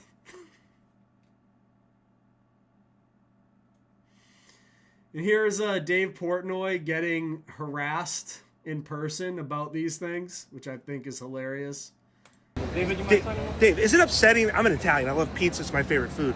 Is it upsetting that it's some sort of code language? This guy did not do a very good job of confronting him, unfortunately, but it's still funny to watch him get confronted about this. For the elites when they're referencing children. Have you seen that? And they're confirming that it is. Is that kind of concerning? You're talking a different language. Make it make sense. There's code words, children, pizza. What the fuck are you talking about? No, they're using the term pizza. Who? These elites in these emails. The Epstein files. They what? Who? A big part of the internet. Who? What? A big part of the internet. Speak English. Tell me what you're talking about. There's a conspiracy. There's a conspiracy theory. Theories. I don't do conspiracy theories. So pizza's not. Pizza. I eat pizza. It goes in my mouth. I don't know what the fuck you're talking about. I'm asking if is it concerning that. Concerning what? I'm going to eat pizza. You're talking theories, conspiracies, moon landing. I eat pizza. No, I do too. I'm just saying. What the fuck are you talking about? You know what I'm talking about. No, why can't you explain it? I did explain it. No, you didn't. You said there's people in a They had a whole theory called Pizzagate. Pizzagate, Dave. I fucking eat pizza. That's Pizzagate. A lot of people think Pizzagate. Pizzagate. Come correct with better questions. Pizzagate, David. I'll see you, buddy. Mr. Portnoy, one, please. It was 100% At least he a tried to valid question. confront him. I'll give him that. Well done. It's not many people out there trying to confront these people. So back to this stuff. Portnoy is an absolute clown. Somebody expressed concern that Epstein was an Israeli spy. He and Bannon may have had business relationship, and Epstein paid Bannon with money from the Israelis. Blank expressed concern that Jeffrey Epstein was a spy. He and Bannon may have had business relationship, and Epstein-Bannon with money from the Israelis. Reference a news story, Israel and Stingray equipment found at around the White House. Bannon may have the technology to get information out of the White House. And that's true. The Israelis did get caught with Stingray-type equipment surrounding the White House during Trump's first time in office, and once again, nothing happened. You can see, what is this drawing here? We won't get into that at the moment. So the Israelis out there are trying to blame this on everyone but Israel for some odd reason. They have this dude here, Daniel Boardman. Now that we have Epstein's emails, it turns out this is a mosque. What? There was an intelligence agency involved in this human trafficking, but it was the Russians? Epstein hated Israel, and Israel ME were the only ones trying to raise awareness about his crimes? Are you literally kidding me? So this is what Daniel Boardman says. No, this was a temple to Moloch. It even used to say that on Google Maps. The Epstein ring is tied to Mossad and the KGB, both. Also, Putin is good friends with Netanyahu, and they are restructuring world trade with China under the Belt and Road Initiative. Zionists have been the main force behind censorship of this information. They have been since, I've been covering it since 2012, and they still are. Including this dude who's a Zionist and is now trying to censor the information and gaslight people. If you go into there, and as I said, it's not just the Israelis. This is a joint task force type thing where obviously the FBI was involved because there's a court document saying that Epstein's an FBI informant. Obviously, Israeli Mossad's involved, and obviously the CIA's involved. That's how joint task force work. It's a common thing that is done.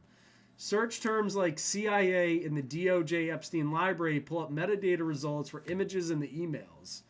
CIA got OCR'd in their uploads and written as metadata of file. There are numerous examples of this working. I don't think they meant to do this. You can see here. See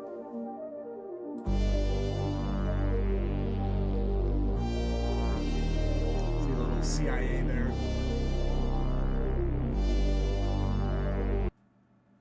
It's also in the metadata at the top. Another person that's involved in the technology world that got caught up in this is Adam Back. Adam Back is a big-time Bitcoiner, British cryptographer, and cypherpunk. What a fucking title. Just shoot me now, a cypherpunk. Holy fuck. He is the CEO of Blockstream, which he co-founded in 2014. He invented Hashcash, which is used in the Bitcoin mining process. So people are now worried about, is Bitcoin, compromised because of people like this?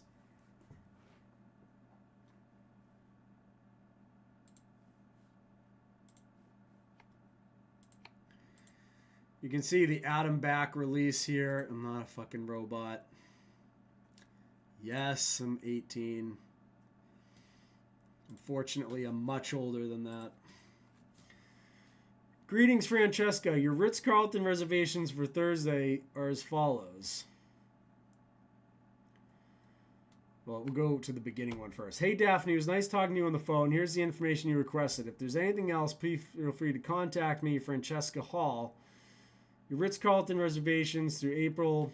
When you have a chance, email or call me out so we can coordinate your flight details and any other preferences that I or Anna need to take care of for your visit, right?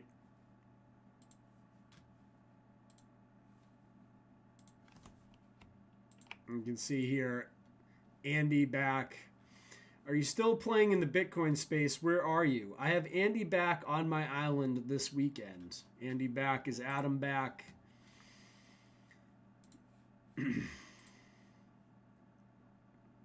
So once again, one of the main people in the Bitcoin space, all tied up on this. So you're like, oh, I want to use Bitcoin and all this in order to escape the clutch of the banking cartel that's all tied up with this stuff. Nope, not so fast.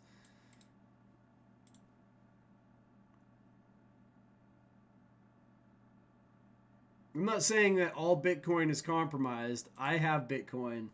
I have other cryptocurrencies. I'm just saying that these people are also involved in this stuff. This stuff is so widespread that it involves they went after all types of high-tech stuff, right? From Microsoft to Bitcoin, you know what I'm saying?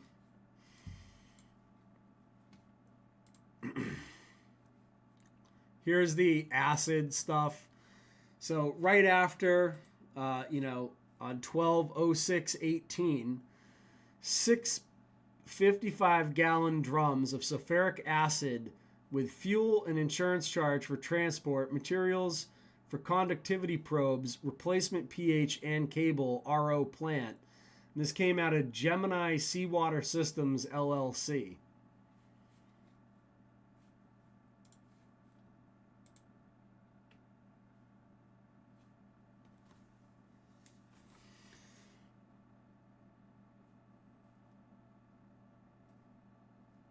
This has to do with Maxwell government exhibits. Here you have the torture emails.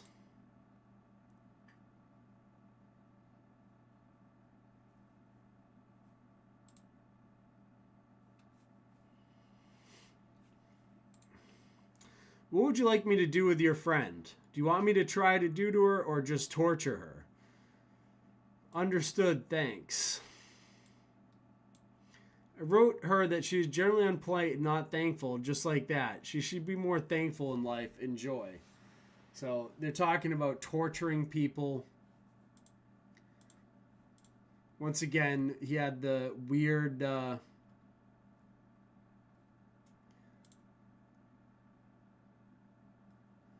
dentist chair and stuff like that. Here you have someone asking, please don't rape and murder my family. You fucking barbarian, and you spend billions supporting the Palestinians. You make a deal with the devil against your own.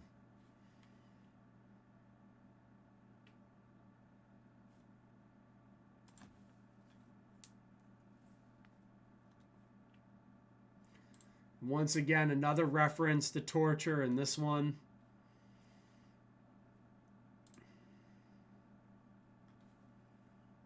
Let's see here. This was sent by Sultan Ahmed bin Sulayem, who is now resigned as CEO of DP World after DOJ documents exposed his ties to Epstein, a global shipping executive exchanging messages like this with Epstein. Right? G Vacation sent this. I am in China. I will be the U.S. second week of May.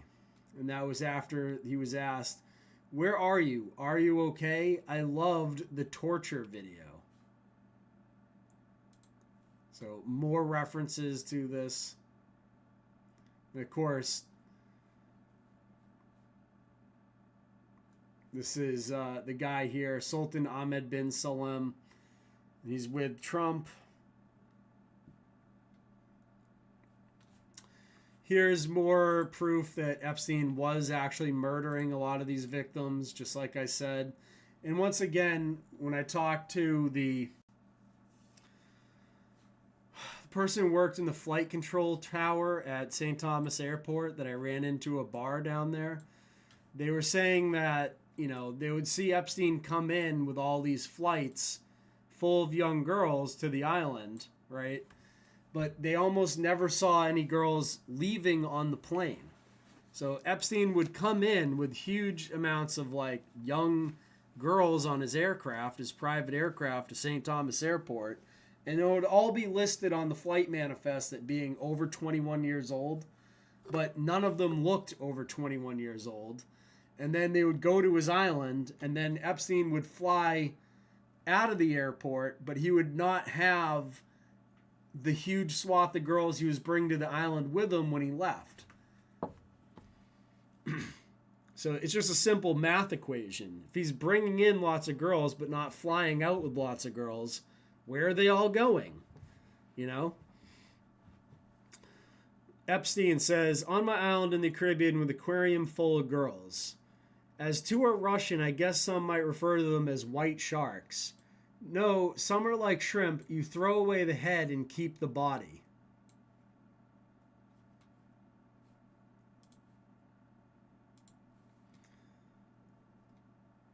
Epstein documents expose emails casually talking about the tunnels under Little St. James Island. What's up with the Caribbean island? Staff still sleeping in the tunnels.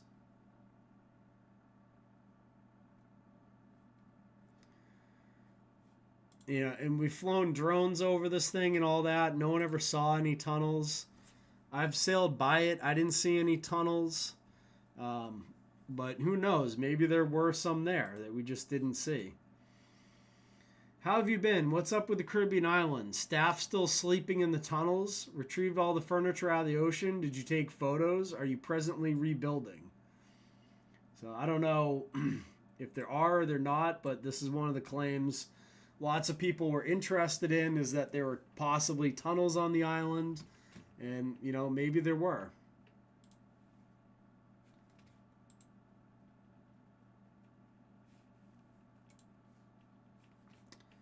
Let me scroll down here. Had direction from the team they added tunnels and office below the main house. That's passed. We did know that he had a underground movie theater on the island, so...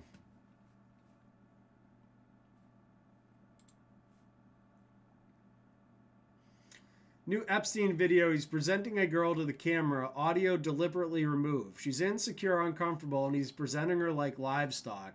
This is what grooming looks like, an older man convincing a young girl that this is normal behavior.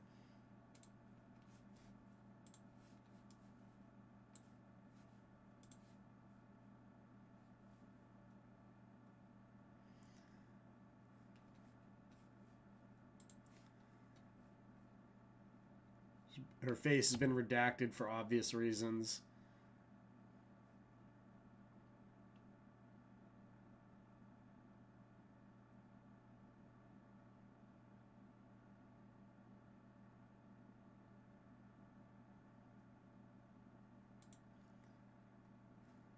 He's like touching her and stuff, and you know,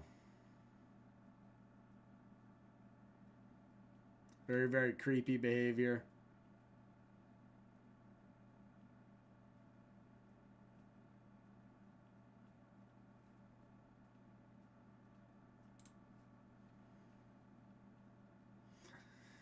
Epstein staff tracking his jerky supply. Once again, another one of these weird food references.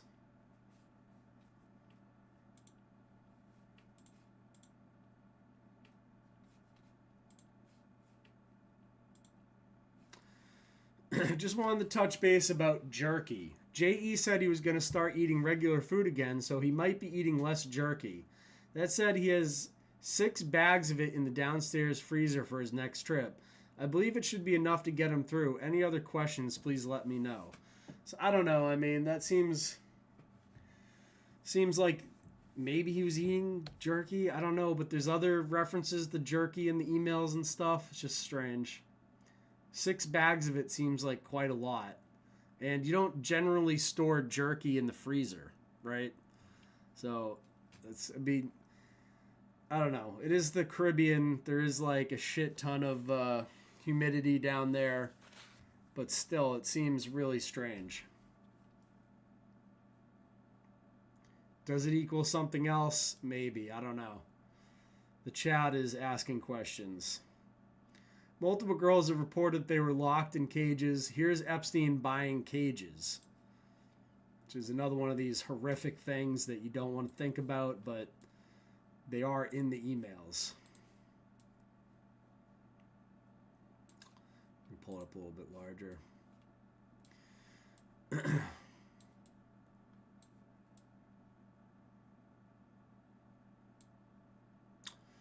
Friday, June 7th. Good morning, Stephanie. Jeffrey's requesting a price list for the birds.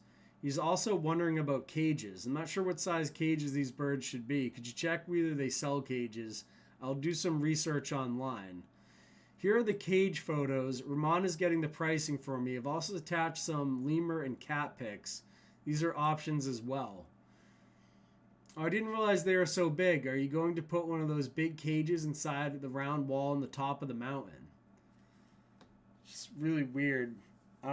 Was he buying exotic animals? I've never seen any pictures of exotic animals in any of his properties. Right? Is there ever been a photo of like Epstein having any sort of pets? Right? I mean, does that even make sense?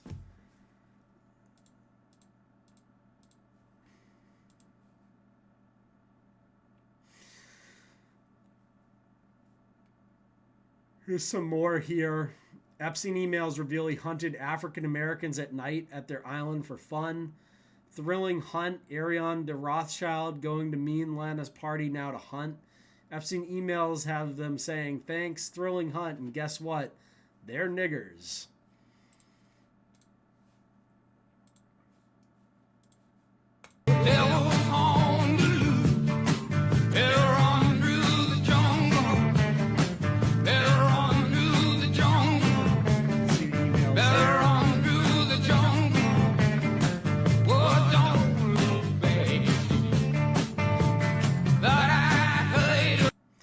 don't condone the use of that word, obviously. I'm just reading what is written there.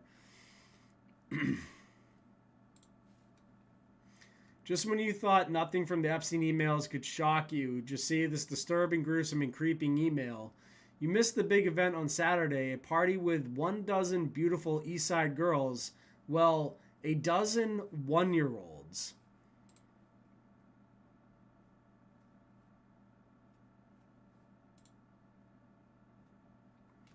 You can see here. You missed the big event on Saturday, a party with a dozen beautiful East Side girls. Well, a dozen one-year-olds. That's unbelievably disturbing, of course. These people are sick.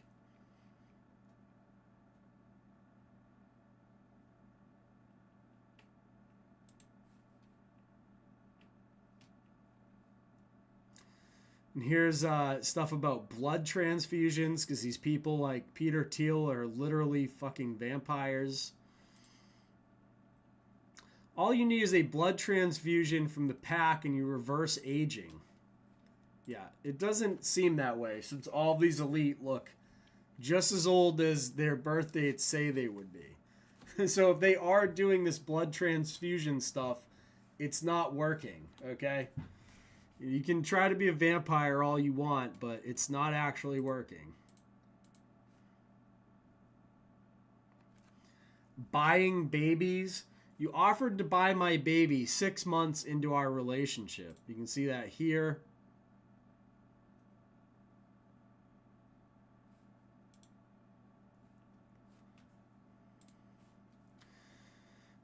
Email from Epstein. You offered to buy my baby 6 months into our relationship, and 6 years later he offered to support my next boyfriend. Do you remember that?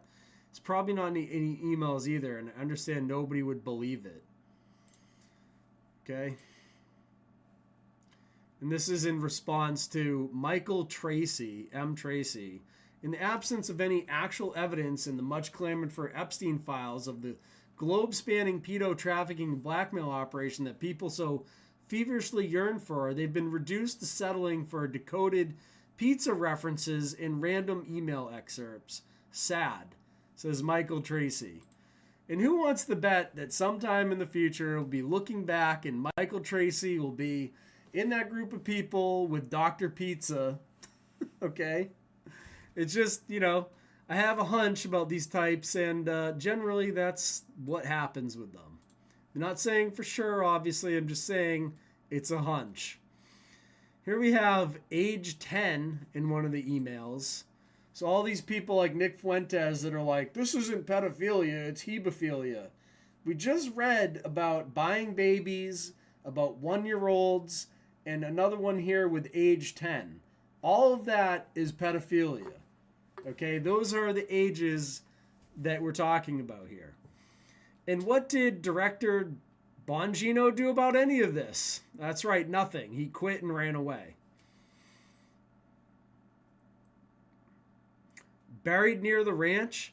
What is damning about Jeffrey Epstein is yet to be written. New Mexico Land Commissioner demands probe tied to pedo Zorro Ranch.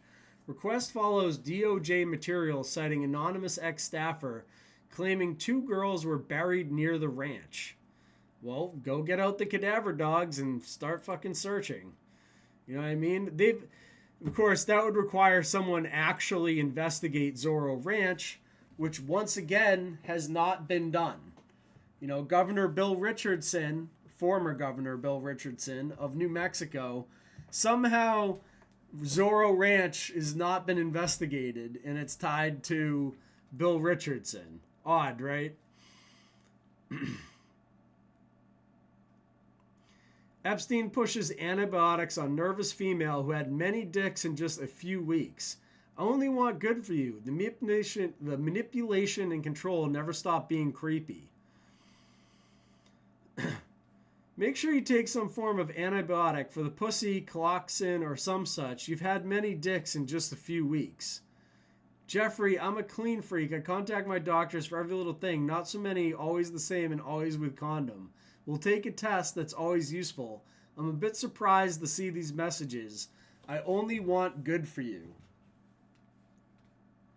Okay. Now, let's have a little break for levity here while I get a refresh on my drink so that my throat isn't so dry. And then we'll continue on in a second here. We're about halfway through this stuff, maybe.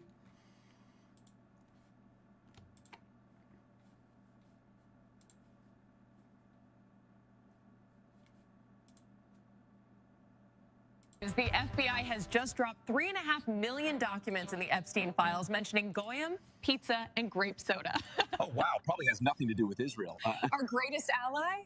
Of course not. Who doesn't like pizza? Exactly. John, break it down for us. Chloe and Michael, good morning. Let's just ask the FBI, how do you like your pizza and grape soda? Christian white ones only. As young as it gets. What the f? Did he just say as young as it gets? Yep. Remember what Israel posted on Twitter? Right. Age is just a number. Exactly. So Talmudic. Let's see what's going on in Pettawood. You're different than the other guys. Can I be honest with you? I'm actually a black woman. Cut! That was so fake and gay. Now, Schneiderstein wants to see your feet in his trailer. So we wanted this film to be so fake and gay, it's retarded. Why was Mr. Space E. Clooney and Jay-Z in the files, Director Berg? They just like pizza and grape soda. There you have it, folks. Noticing is antiseptic. Yeah. Wow, thanks, Ching Chong. Wasn't what Elon in there over 7,000 times? He made a woman get an abortion with a wooden hanger. Sick f***. Let's hear what the normies are saying. What do you think about Trumpstein being in the files thousands of times? It's 100% a Democrat hoax. That's retarded. So, bro, did you know Epstein calls us Goyim? Look, I'm not interested in your Jewish hatred, stupid Nazi, and get your cisgender privilege out of my face. I'm a black woman. My bad, bro. Did you see they're trafficking through Wayfair in the files? Yeah, it's the satanic Jews. My son got arrested for a joint, and they can't even arrest the island kid f***ers. I'm sick of this shit. Facts. That's absolutely bait. It's about time that humanity understands pure demonic evil truly exists. Left, right, conservative, Democrats, all of them. Facts. Did you know Pope John Paul II was Epstein's roommate in the Vatican? Let me say that again. He was their roommate. That's right. And remember Pizzagate? Turns out the guy who shot their servers, making them lose their evidence, was just killed by police in North Carolina. Just a crazy coincidence. Right, Shapiro-Stein? Just because this was a gathering place for my friend Alephantis and John Podesta's emails talked about pizza and sacrificing chickens to Moloch doesn't mean they're guilty. Stupid Goyim. Thanks, Shapiro-Stein. And here's the police sketch connected to a missing persons case, specifically Madeleine McCann. Even the normies can tell that's the Podestas. But in case you still think their pizza emails with Killary isn't suspicious, here's some of the art they collect. Safe to say, total freaks. That's right. There's even videos that came out during WikiLeaks of them extracting adrenochrome like frickin' blood-sucking vampires. But they're Jewish, so noticing is antiseptic. Speaking of vampires, let's go to Ching Chong, who joins us live in Transylvania after this quick commercial break. Hey, nerd, why don't you go read your nerd books? What a nerd. Hey, man. I stand in solidarity with you guys. I know what it feels like to be treated differently. Thanks, man. End hatred. Jewish lives matter, too.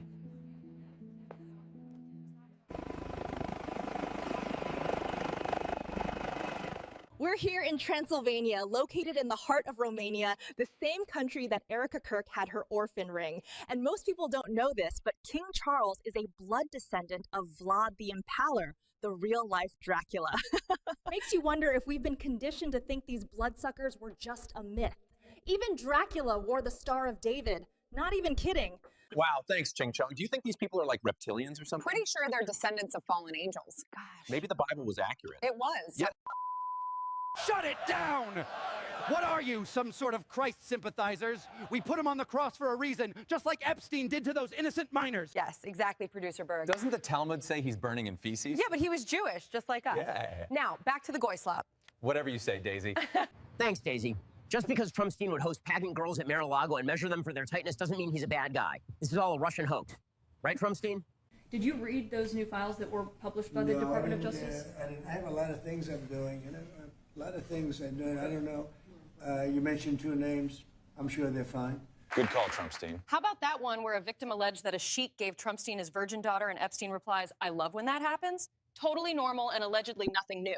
I think the weirdest parts were about how they would eat babies and extract adrenochrome while torturing them, but that's just me. I think it's really time for the country to get onto something else. Really. Now that nothing came out about me, other than it was a conspiracy against me, literally, by Epstein and other people. But I think it's time now for the country to maybe get onto something else. But what would you say to people like who feel like they haven't gotten healthcare justice, or Mr. President? Something that people care about. Yeah, let's just move on to healthcare. Yeah, because that's definitely more important than politicians raping minors. Exactly. Totally. Stu Peters, explain how cooked we are. These people are sick on both sides. Right before pedophile Trump was president, we had pedophile Joe Biden, the guy who was accused of child molestation by his daughter. Remember that? Fake news. Just because one or two presidents were into creepy stuff doesn't mean they all were. Just look at the beloved black one. Stupid Stu. And before we had Trump or Biden as president, we had Barack Obama, who was ordering up thousands of pizza and hot dogs. All of these people are sick. Shut it down, Stu. They like pizza and grape soda. It's that simple. Yeah, he may have admitted to being an Israeli asset, but if you bring that up, you're all fired. Jeez, he's so cranky. Yeah, poor victim. Didn't have his coffee this morning. Anyway, pull up file 1023. Should I read it? Yeah, go ahead. Okay, it says, Epstein was close to the former Prime Minister of Israel, Ehud Barak, and trained as a spy under him, end quote. Well, there you have it, folks. Noticing is antiseptic. Yeah. Let's get some insight from the Jake GTV investigation team. Insightful take. Let's see another email. It says, let the goyim deal in the real world while hedge fund investors get rich by betting on shipping prices through futures contracts. We're like their slaves. What do you think about the satanic pedos in the files? Dude, enough with the conspiracy theories. No! What happened? Dude, leave me alone. My player just got injured. I'm sorry to hear that, man. Love himself. What do you think about Bill getting an STD from Russian models and slipping his wife antibiotics? Bill is ending climate change and stopping COVID. Racist fascist. What do you think about the files? You must not be a groiper. I actually wish I was Epstein. He's got aura. Go watch Nick to find out why. Who's responsible for the files? Wasn't that like a Russian hoax or something? Yeah, where'd you hear that? I saw a documentary on Goyflix about it. Classic Jews. Shut it the heck down, Tom. Get your antiseptic, non-chosen ass back to the studio. You're gonna read Anne's diary from start to finish or you're fired. Now, run the freaking commercials. We were promised this land by God. We didn't want to have to end the Sand People. We had to do it because God said so. Time to flee to Israel. Would you believe me if I said it was Russia? Because it wasn't us, we promise. Black Rock. Because you're not chosen. Yeah, because the Israeli Jew totally worked for Russia. How are we even supposed to believe that? I can't. Back to you guys in the studio. You think that's funny? Because I sure don't. The idea that we would be even remotely involved in 9/11, Charlie Kirkberg, or Epstein would be utterly ridiculous. Now, back to the studio, and you stupid goyim better blame Russia or you're fired. How could he have worked for Russia if everyone knows her dad is an Israeli Mossad agent? Because the Talmud says they're allowed to lie to us. That's right. We're just goyim. Ching Chong joins us live off the coast of Spain. Thanks, guys. We're here in the Canary Islands, and the latest file drop exposed a dark secret. Jeffrey wrote an email about Robert Maxwell threatening Mossad for $400 million to expose the American intel he was sending off to Tel Aviv. Let's ask the police what they found. Well, we found no signs of a heart attack or drowning.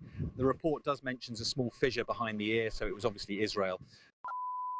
Shut it the heck down. Get your freaking antiseptic butt back to America or you'll end up like Jackie. Now, back to the goy-slop or you're all canceled. Jeez, Producer Berg, calm down. He's so cute when he's angry. All right, let's listen to Tel Aviv Ted. Apparently, we're the bad guys for not liking genocide or pedophiles. We should have bipartisan agreement. How about we all come together and say, let's stop murders? How about we all come together and say, let's stop rape? How about we all come together and say, let's stop attacking pedophiles? What the heck? Is that taken out of context? No, that's pretty much the position. So what's going on with Jeffrey's wife in prison? Let's ask our investigation team for the facts. Did you know Ghislaine is the only inmate who gets to have a puppy in prison? Is anybody else sick of Jewish kid fuckers getting special privileges? We don't stupid goyim. Me mom was in the holly. Gosh, it must be so hard to be chosen. Thank you. Finally, you understand how hard it is to rule the world. Oh, I can only imagine the pressure you're under. Exactly. No. Now, Shapiro-Stein, explain to the goyim that the Epstein files have nothing to do with us. The Epstein files. There are none, apparently. Now, again, a lot of people were shocked by this. I'm less shocked by this than some. Okay, as far as the Epstein list, what I have been told by my sources is that there is no Epstein list. That basically there's a black book of Jeffrey Epstein contacts. Did he just deny the 6 million files? What the f is this then, dumbass? Or this? What is this? Explain. Explain. Okay, those tapes are just child porn. That's all. That's what they are. That's why the FBI is not releasing them. Those contacts, there is no evidence, according to the DOJ and the FBI, and again, that's public, there's no evidence that any of those third parties were having girls trafficked to them. Dude, how do you think those minors got there in the first place? Prince Andrew's literally standing over a dead body, and there's literal receipts from Wayfair. Dumbass. Gosh, Ching Chong is so base. Straight up. I wonder how Jenny's doing down in Venezuela. Oh, probably sipping pina coladas with her homegirls. All good, Jenny? What you want, gringo? I run this bitch puta. Try me and I'll gouge your eyes out. Who else wants a piece of this? Forget Venezuelan oil when you can have soybean oil with our new and improved Goislip Jr. Burger Supreme. Now with extra seed oils. Goislip Jr. Anyways, did you hear what Trumpstein said about God? No, what? Check this shit out. You know, Mike Johnson's a very religious person, and he does not hide it. He'll say to me sometimes at lunch, "Sir, may we pray?" I say, "Excuse me? We're having lunch." You know, the Oval. It's okay with me, but he's a very religious person, and he is popular, and he's doing an unbelievable job. So I think God is watching over you. God is watching over him. I don't know about me, so I hang around with him because I feel I'm protected a little bit. Wait, isn't it supposed to be one nation under God? Yep. So shouldn't we have a president who believes they're acting in God's interest? Bingo. Dennis, take it away. You guys get it. Anyways, if you're still not following Jake GTV, you're either a triple boosted vegan or just genuinely retarded.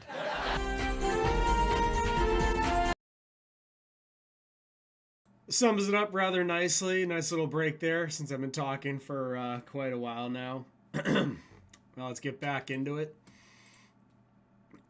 Just a little levity break there. So here we have Elon Musk going hard in the paint against Reid Hoffman, another member of the PayPal mafia.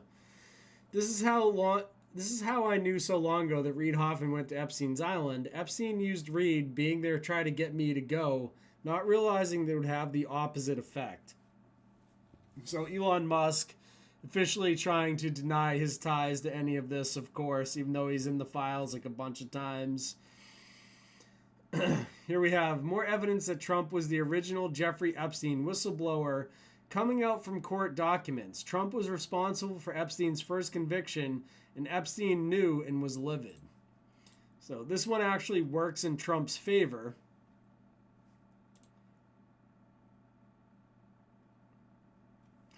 Trump said Maxwell was Epstein's operative and she's evil and focus on her. Trump told that he was around Epstein once when the teenagers were present and Trump got the hell out of there.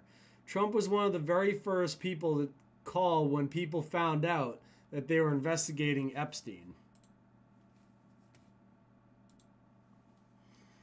None of the victims that PBD spoke with said they had sexual contact with men other than Epstein while in Epstein's orbit.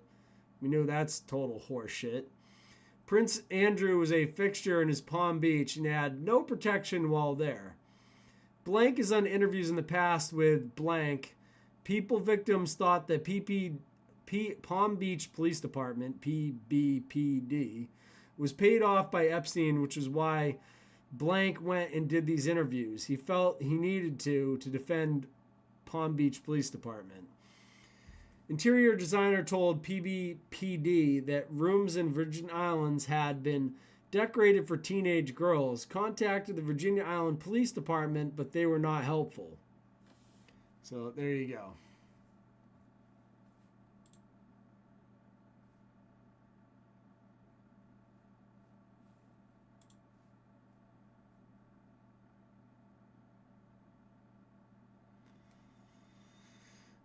Pam Bondi here. AG Pam Bondi has a binder full of search histories of U.S. Representative unredacted Epstein files, viewings at hearing. Pam Bondi had a detailed browsing history worksheet on what a U.S. rep had looked at during their viewing of the unredacted Epstein files. You can see here, Jayapal Pramila search history.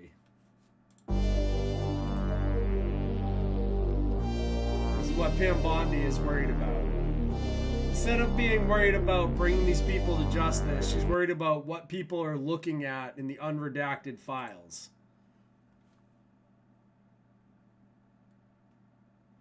So the Zoomers have been mogging Pam Bondi with anime memes like this one. アメリカ国民に説明できるか。なぜお前は子供を人身売買し犯したスグマン庁舎を守っているのか。なぜお前を人身売の儀式を犯した億万庁舎を守っているのか。了解。事実を淡々と述べるトーンで、ダウ平均は今5万ドルを超えています。S&P は7000部前、ナスディックも過去最高を更新しています。それこそ話題にすべきことです。それがエプスタインのファイドと何の関係があるんですか？本気ですか？ There you go. AG Pam Bondi, why are you redacting this? Care to explain? To Epstein from blank. Thank you for a fun night. Your littlest girl was a little naughty. Why is that redacted? Why? They're saying they have no evidence at all, yet what is this?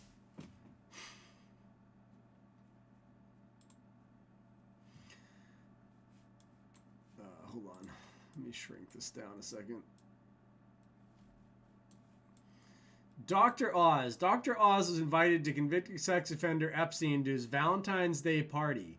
8 years after Epstein's conviction for soliciting underage girls, Oz is now Trump's Medicare and Medicaid chief, running healthcare for 150 million Americans. File number, there it is on the screen. Okay?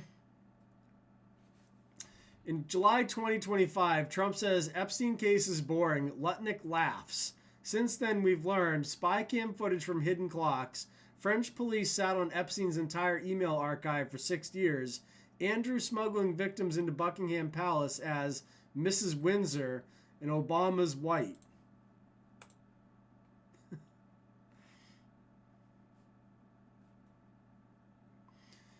No, Obama's not. Sorry. I didn't finish the sentence, which makes it sound really funny. Obama's White House counsel in the emails. Bill Gates' performance reviews notes on girls. Death statement dated the day before he died. Howard Lutnick himself invited Epstein to a Hillary Clinton fundraiser. Trump's Commerce Secretary nominee was literally in the friend circle. Invited the pedophile to political events, and they both think this is boring. Jeffrey Epstein case would be of interest to anybody. It's pretty boring stuff. It's sordid, but it's boring. And I don't understand why it keeps going. I think really only pretty bad people, including fake news, want to keep something like that going. But I don't understand why the Jeffrey Epstein case. There you go. Howard Lutnick and Trump. Who is denying Trump info? Trump says, I wasn't aware that Howard Lutnick visited Epstein Island. The dude was his neighbor. It was literally his neighbor. Were you aware that Secretary of Commerce visited Epstein's Island? And do you continue to have... No, I wasn't aware of it. No, I didn't. I actually haven't spoken to him about it. I wasn't. But from what I hear, he was there with his wife and children. And I guess in some cases, some people were. I wasn't. I was never there. Somebody will someday say that. I was never there. Yeah, please. There you go. He wasn't aware that Howard Lutnick, who was Epstein's neighbor, had been to Epstein's Island.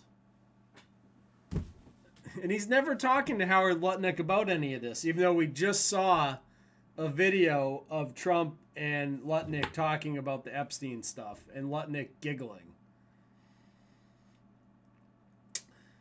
I have a theory about everyone who associates with Rabbi Shmuley, and it's still 100. And this is Rabbi Shmuley with Howard Lutnick, of all people. Howard Lutnick, you are amazing. Secretary of Commerce designate. You should be confirmed, God willing. Your inspiration after 9/11 and everything that happened with your firm and how you rebuilt it, and now your public service. But above all else, your voice of the Jewish community to the President of the United States, the greatest friend we've ever had in the White House. May God bless you in everything that you do. Thank you for leading the American delegation to remember the 6 million martyrs of the Holocaust. Love the beard. God bless. There you go. Rabbi Shmuley and Howard Lutnick.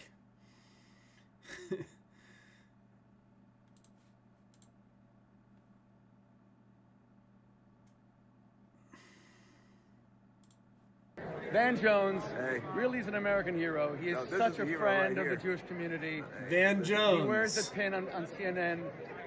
What I love about Van is that he makes so much sense, and he's so candid. And of course, we don't have to agree on everything. But the love that you have shown our community, and no. The love that your community has shown my community for 100 years is where the Senate starts. And we've been together for 100 years. We're going to be together for 100 more. And it's an honor to be here today. Thank you. Love you, brother. Just know that for you to be here on the 80th. There you go. Steve Bannon. Steve Bannon was planning to rehabilitate Epstein's image. Epstein had aura. That's weird. I heard someone else say that about Elijah Schaeffer. That was No More News said this about Elijah Schaeffer. He said, Elijah Schaeffer had aura. Okay, bro. Steve Bannon was planning to rehabilitate Epstein's image. Epstein had aura. Connect the dots. Steve Bannon was planning to produce a pro-Epstein documentary on the day of the financier's arrest. Emails reveal that Bannon was making arrangements for a redemptive documentary to counter damaging narratives advanced by Netflix's Jeffrey Epstein Filthy Rich. There you go. So Steve Bannon's out there funding documentaries. But of course, Nick Fuentes says that he hopes Steve Bannon runs in 2028 because J.D. Vance needs a real challenger.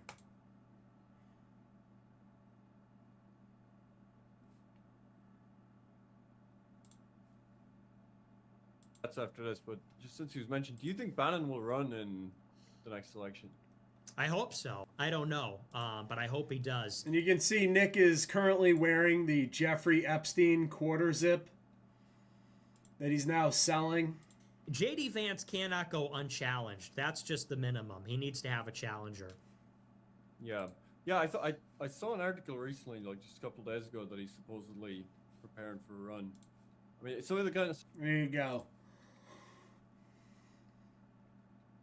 Epstein used World of Warcraft gold to move money without getting traced. Back in 2007, Bannon was coincidentally running a Chinese company that sold in-game gold for real cash. After a few trades, good luck tracking where that money came from. And also, there's a connection here to Pfizer. Even Pfizer was tied to Epstein. In 2013, while still registered as a sex offender, Epstein got a private invite list marked just for your info. On it, JP Morgan CEO, Canada's development minister, top global officials, and Caroline Rohn, then the president of Pfizer. Here's Michael Bay, and this Ian Carroll guy has created a extremely good app called Webb, which is named after Gary Webb, which the book Kill the Messenger is about, which is all about the Mena, Arkansas thing with the Clintons and all that kind of stuff. Very important stuff. Epstein survivor Julia Bryant has been trying to prove that Hollywood director Michael Bay was associated with Epstein for years. Tonight it proved in minutes using Webb, Ian Carroll's new research AI. Webb found many FedEx invoices over years from Epstein to Bay.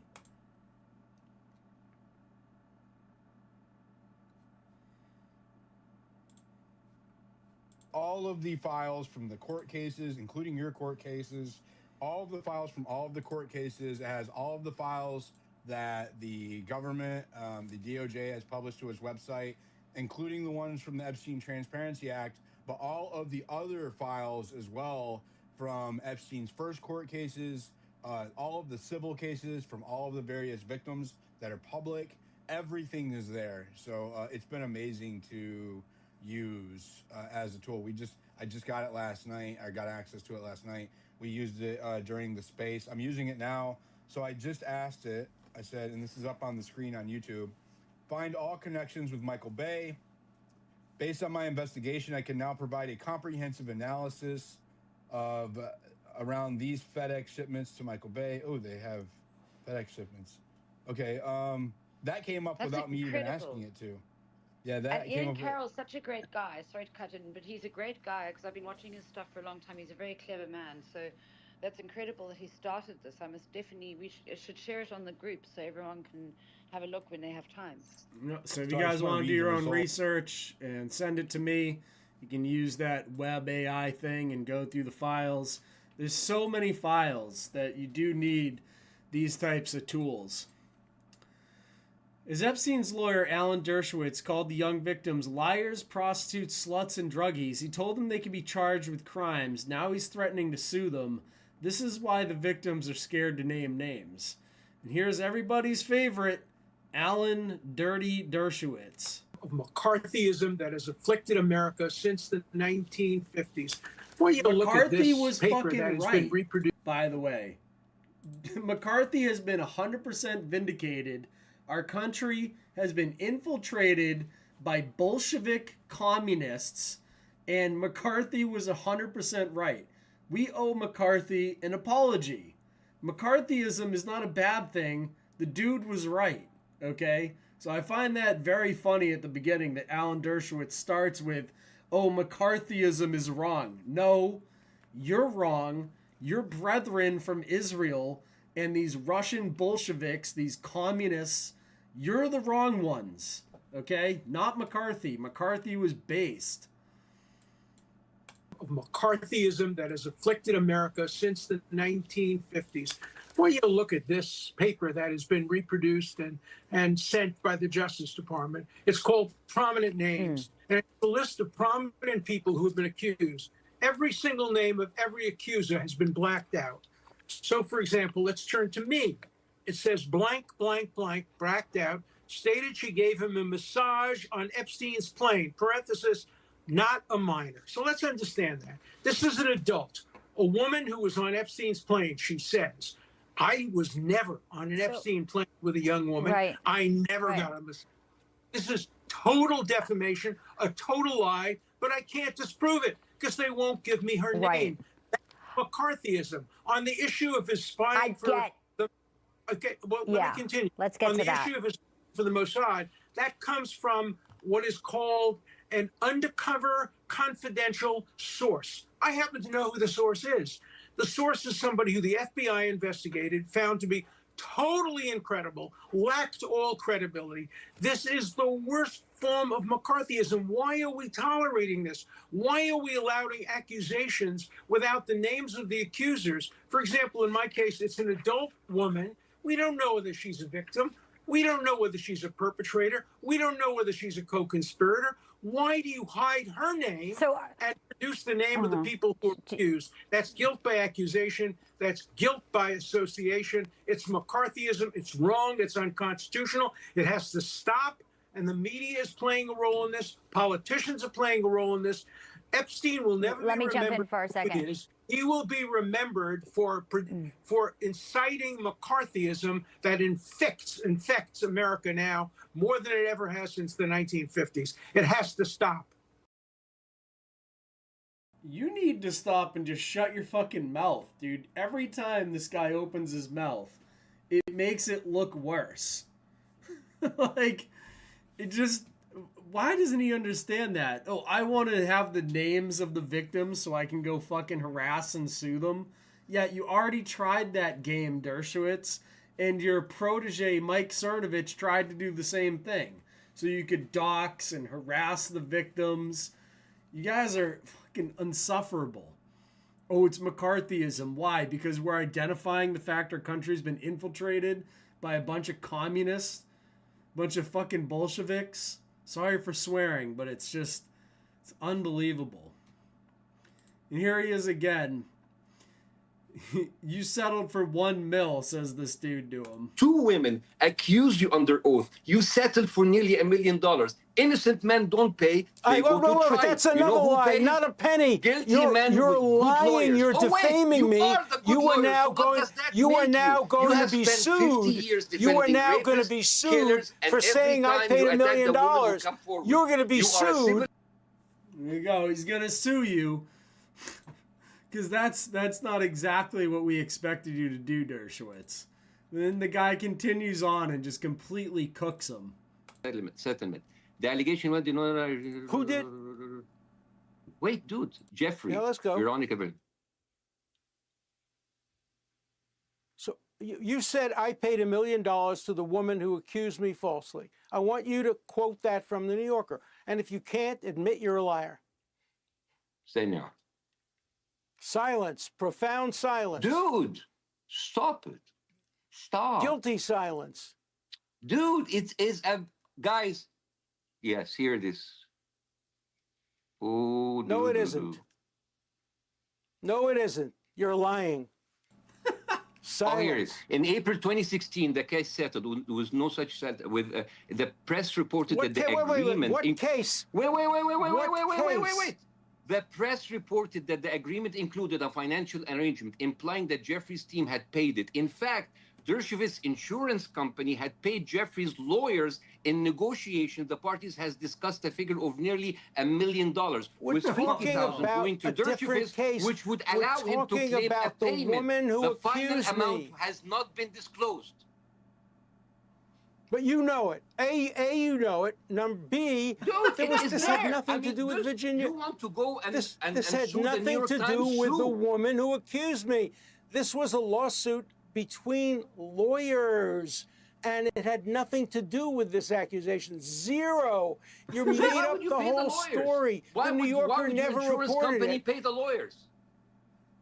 They also paid me. There was a mutual settlement where both sides paid Where you got sums to each 50,000 and other. they got like the Each rest of us of the million. That received doesn't payments sound like covering great. our legal fees, and this was about lawyers. This was not about any accusation you know what, guys? against me.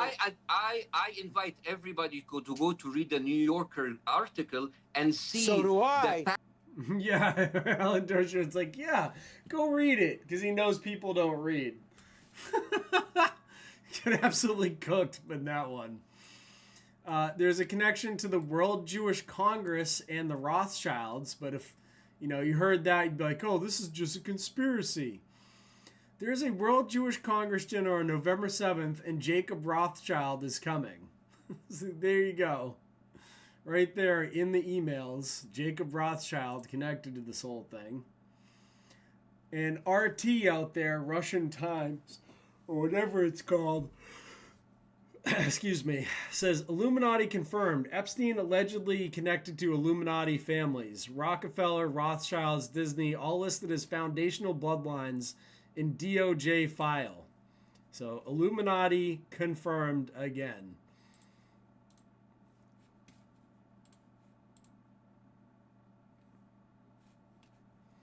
See here, Illuminati family confirmed. Illuminati families and their associates here. You can see the names.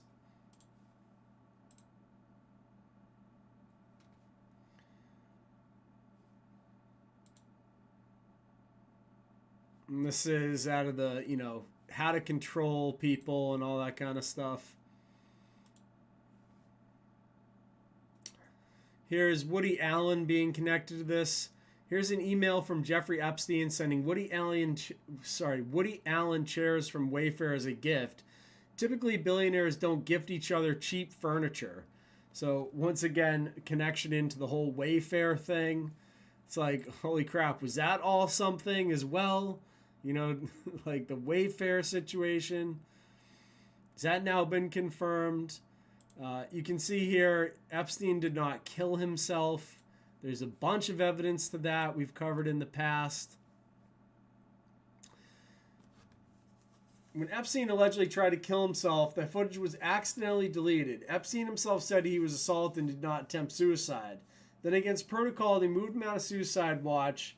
We all know this stuff, right?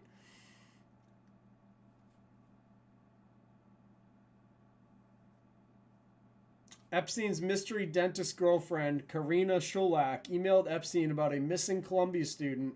The missing dental student being discussed as most likely Ji-Wan Lee, whose body was recovered from the Hudson River in 2014. And, obviously this was not a suicide. There's plenty of stuff in his, cell he could have used to commit suicide, and he didn't use any of it. Documents claim an FBI agent removed a hard drive from the federal facility's camera system, wiping footage from the night Epstein died.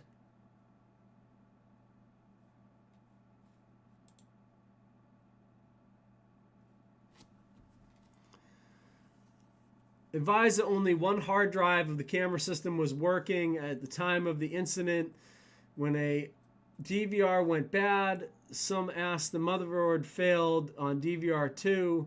The hard drive failure occurred on August 10th. After incident, blank was asked about the cameras. There were 2 hard drives to install, and installing the hard drives would prior data just be lost.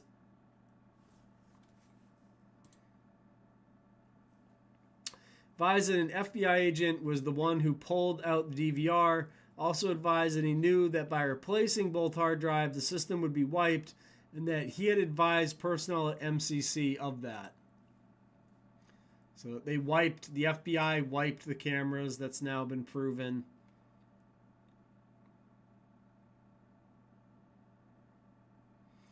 There's concerns that Epstein was an Israeli spy.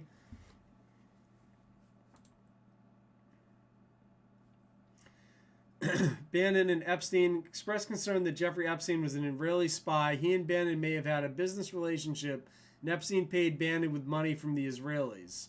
Reference a news story about Israel and Stingray equipment.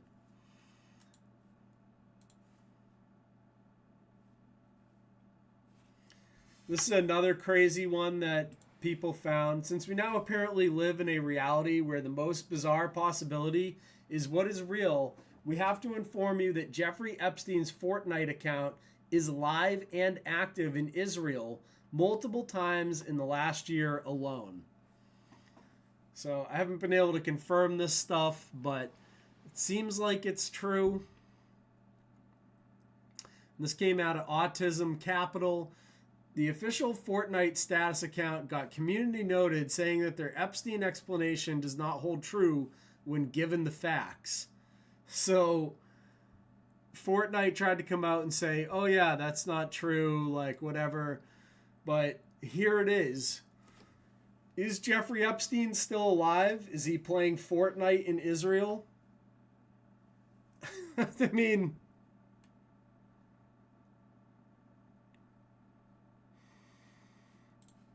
there's connections to Leslie Wexner, as we said a bunch of times. Jack Lang is connected. It's all in the show notes here. Epstein files reveal a $100,000 check from the Tides Foundation to Ghislaine Maxwell's Terra Mar project. Same foundation is also connected to the Super Bowl commercial featuring Epstein victims, which was produced by World Without Exploitation.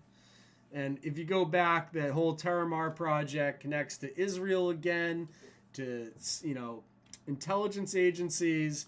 All types of stuff is tied into that Terra Mar project. If you go back and watch the Epstein documentary I put together, it's all in there. It's a huge part of the documentary.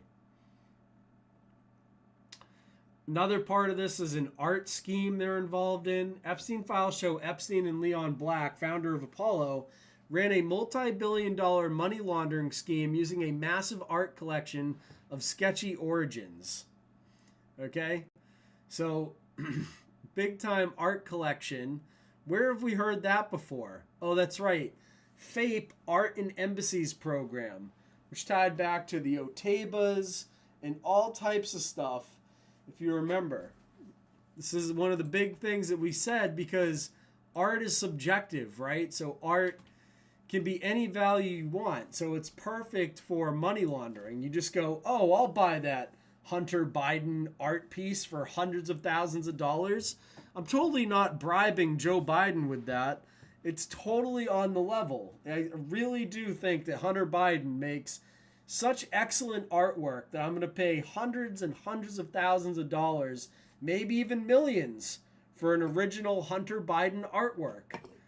You go into like any modern museum, like if you go into the Tate Modern in London, there's shit on the wall, I kid you not, that's called like the blue square, which is literally just a blue square on the wall, and they say it's worth millions of dollars. It's like, dude, it's just blue plexiglass on a wall. How is that worth millions of dollars?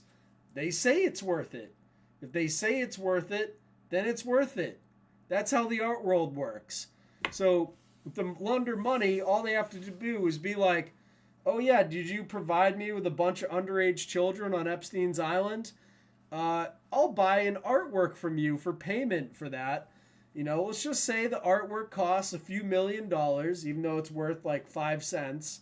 And then they buy the artwork for a few $1 million, and that's how they would pay Jeffrey Epstein. It's pretty simple. That's how money laundering works.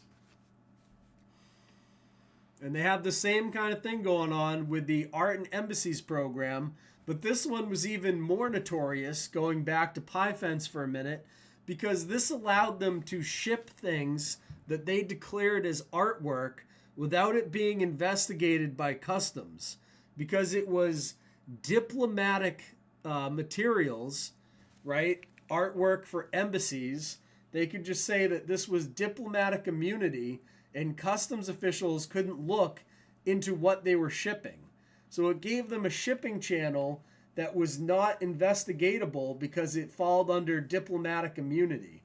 So they couldn't even investigate the stuff that they were sending around with this FAPE program. And of course, if you go look into the FAPE stuff I covered back in the day, there was all types of high-end like contacts connected to that. So this dude, you know, we live in an upside-down world. We're ruled over by Satan-worshipping cannibals involved in child sacrifice, bribery, blackmail, and genocide. They're the worst humans on the planet, and no one has any plans to do anything about it.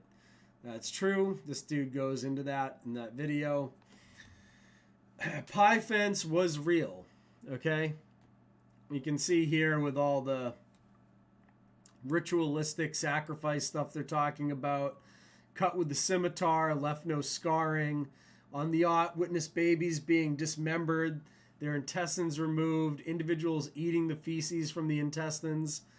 That seems extremely far-fetched, this email, but it is in the emails here. You can see here where I was reading from.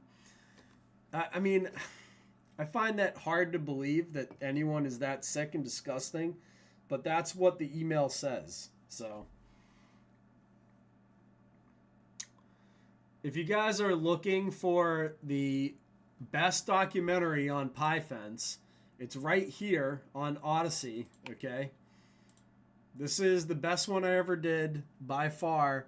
It has the ties to the Epstein ring in here. This is from years ago. But I really hope you don't get your news from me. Because newsflash, this isn't news. Pizzagate actually comes from the WikiLeaks release of hacked emails from Clinton. So if you're looking for it, it's on Odyssey. I didn't put it on YouTube because YouTube would just delete it. It's called The Syndicate, the PieFence, aka Pizzagate documentary. If you guys want to go see that, it's in the show notes. It's on Odyssey, on the Captain Titus Frost channel over there. So go and check it out, give it a like, all that kind of stuff. If you're looking for, like, where did all that stuff go? All those old PieFence documentaries and stuff are all on Odyssey. So if you guys are looking for my old documentaries or anything like that, the stuff that we covered back in 2016, even the older documentaries than this one, all of that is over there on Odyssey, because I could not keep a lot of that stuff up here on YouTube, obviously. But on this YouTube channel, you will find the interview with the hacker who broke into Comet Ping Pong. So that video is still up on this YouTube channel, but all the other stuff I've put on backup all platforms like Odyssey. Okay, a lot of it's on Rumble as well, and a lot of it is also on BitChute. Like the Pizzagate Unanswered Questions documentary I did, which was 3 parts and 7 hours long. Those are on BitChute. Those are on Odyssey. I think I put those on Rumble as well. So they're in multiple different places. They're just not on YouTube. There is a direct connection between PieFence and Erica Kirk, of all people. Been an Erica Kirk hater since day dot because I've been clocking how sketchy she is, but it gets worse, like potential Epstein ties worse. The story starts with the Corcoran Group. Corcoran Group is a luxury real estate company out of New York City. Frankly, the entire Corcoran Group company should be under fire right now for the ways in which it appears in the Epstein files. First and foremost, Lynn Rothschild, who is obviously in the Epstein files a lot, she is allegedly who introduced Jeffrey to both Prince Andrew and Alan Dorsovich. Alan is the one who helped Jeffrey swing the sweetheart deal of 2008 in the files. Lynn is listed as the president of the Corcoran Group. A notable problem with this is that the CEO and president of the Corcoran Group since 2000 has been a woman named Pamela Leibman. Pamela is also in the files. After Epstein got out of prison in 2010, at this point we all know he is a child predator and a piece of shit human being. So at best, it is an interesting business choice for Corcoran to be working with him at all. Specifically, Pamela goes back and forth with a mortgage broker regarding an NDA for Epstein's 9 East 71st Street house, the notorious, infamous house in New York City, sent between Pamela and the broker, then from Pamela to a redacted name, and from the redacted name to Jeffrey. That is not a small detail. Fast forward to 2018, October, Erica Kirk begins working for Corcoran Group. She is indicated online as working at the Corcoran office 2 miles away from headquarters where Pamela works. Simultaneous to, I guess, getting her real estate license because she was not a real estate agent prior to beginning working for Corcoran, Erica was also getting her master's at Liberty University, but also in 2018. In the early summer is when Summer House was filmed, the dating show, even though Erica says she'd never dated between 2013 and 2018, which we know is categorically untrue. The only year I cannot find her with a boyfriend via her own online footprint is 2013. She goes on Summer House, applies for the job at Turning Point in August of 2018, has her interview, first date with Charlie in September, and begins working October with the Corcoran Group. That's a crazy fucking summer and fall. Even though Erica still shows up as an active employee of Corcoran Group, there is zero indication that I could find that this woman ever sold a single house. When you combine this with the fact that she, by her own accounts, was basically recruited by Trump's pageants, you have the Romania Angel situation and the local people accusing this organization that she was at the helm of kidnapping and trafficking children. She is randomly in a 2015 CIA documentary with the director of the CIA. She's contradicted other TPUSA people's accounts of September 10th. Her alibis have not lined up. She has accused anyone questioning the narrative the FBI is telling us about how Charlie died of a sickness of the mind. At what point do we stop calling these coincidences and acknowledge the fact that this is a pattern? Mind you, all I've pointed out are discrepancies in her own self-reporting of her life. I haven't even touched on the discrepancies of the actual case surrounding Charlie's murder. The miracle bullet that for whatever reason didn't go through his neck. The 5 different DNA sets found on Tyler's gun. The fact that there's footage of Tyler running off the roof, but there isn't footage 15 seconds prior of him pulling trigger or disassembling his gun and stuffing it back in his backpack. What I'll say is this. Jeffrey Epstein had to get the children that he mutilated, tortured, abused, raped, murdered, ate from somewhere. And I just wonder if a certain woman who has flown into power, fame, and fortune in the wake of her husband's death might have some answers. If you remember and go back to the documentary I did on Epstein, he had ties to DynCorp, which was caught trafficking children over in Eastern Europe, and we have Erica Kirk with the ties to the Romanian thing, so it all just seems a little too convenient. Candace Owens has now accused Erica Kirk of grooming a 15-year-old.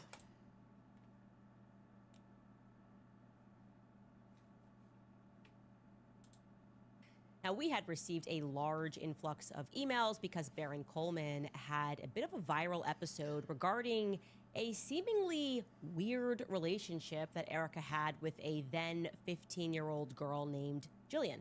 Erica was 25 years old at the time, and they developed a relationship that some people believe amounted to a type of grooming. Now, Baron... Yeah. And there's very creepy stuff going on there between Erica Kirk and this 15-year-old girl. Erica Kirk also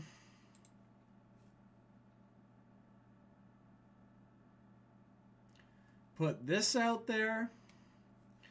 You can see at the bottom there on Instagram it says, Miss Erica Kirk, what'd she order? Fish fillet? Here she is with her legs spread. And Owen Benjamin says, here's Erica Kirk joking about her stinky pussy. This was around the time she was sexually grooming a 9th grader for a porn shoot in her underwear. So a Zionist lesbian who publicly jokes about her disgusting vagina. Yeah, that's the demo that usually kills their husband. So there you go.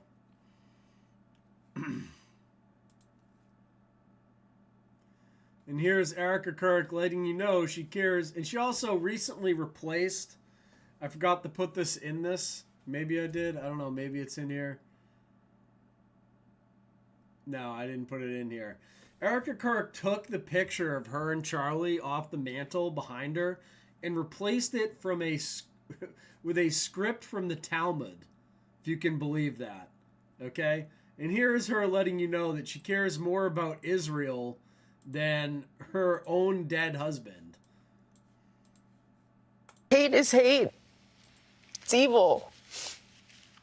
Charlie and I have always been very clear on our stance.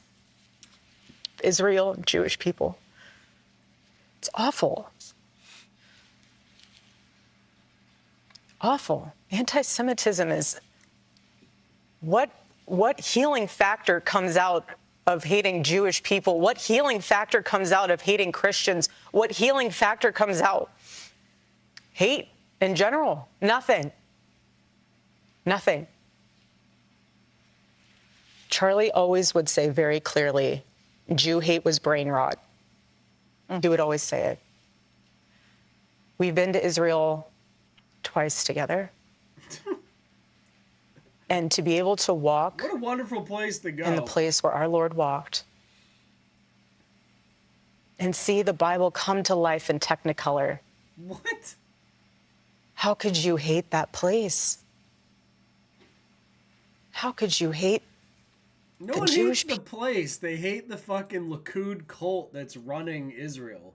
No one hates the average Israeli person, but we don't want to have this weird Likud cult running our society and infiltrating our country. How about you stick to your own fucking country and leave us alone? Erica Kirk, completely fake. Hi, everybody. Here's the weird audio that came out. I'm not going to play the whole thing, but listen to her. This is 11 days after Charlie Kirk was I murdered. don't even know where to begin. The fact that we were able to pull off an event of a century, like, it's just insane. We had over 275,000 people that attended. And oh, wow. Great. 275,000 people that attended. Here's Nick Fuentes. She's 18. That's what Nick will tell you. Okay? That's what Ryan Dawson wrote about Nick Fuentes. He goes, she's 18, quotes, Nick Fuentes. Here you go.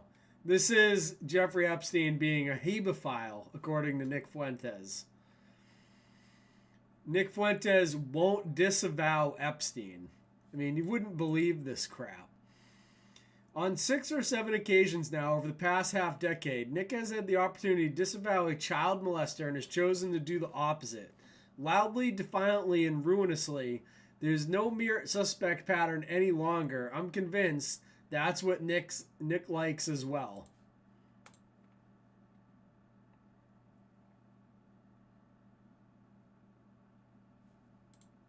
You know, you just shouldn't be in this. Clearly you have no discipline, you have no self-control. I thought I had no self-control. That's next level.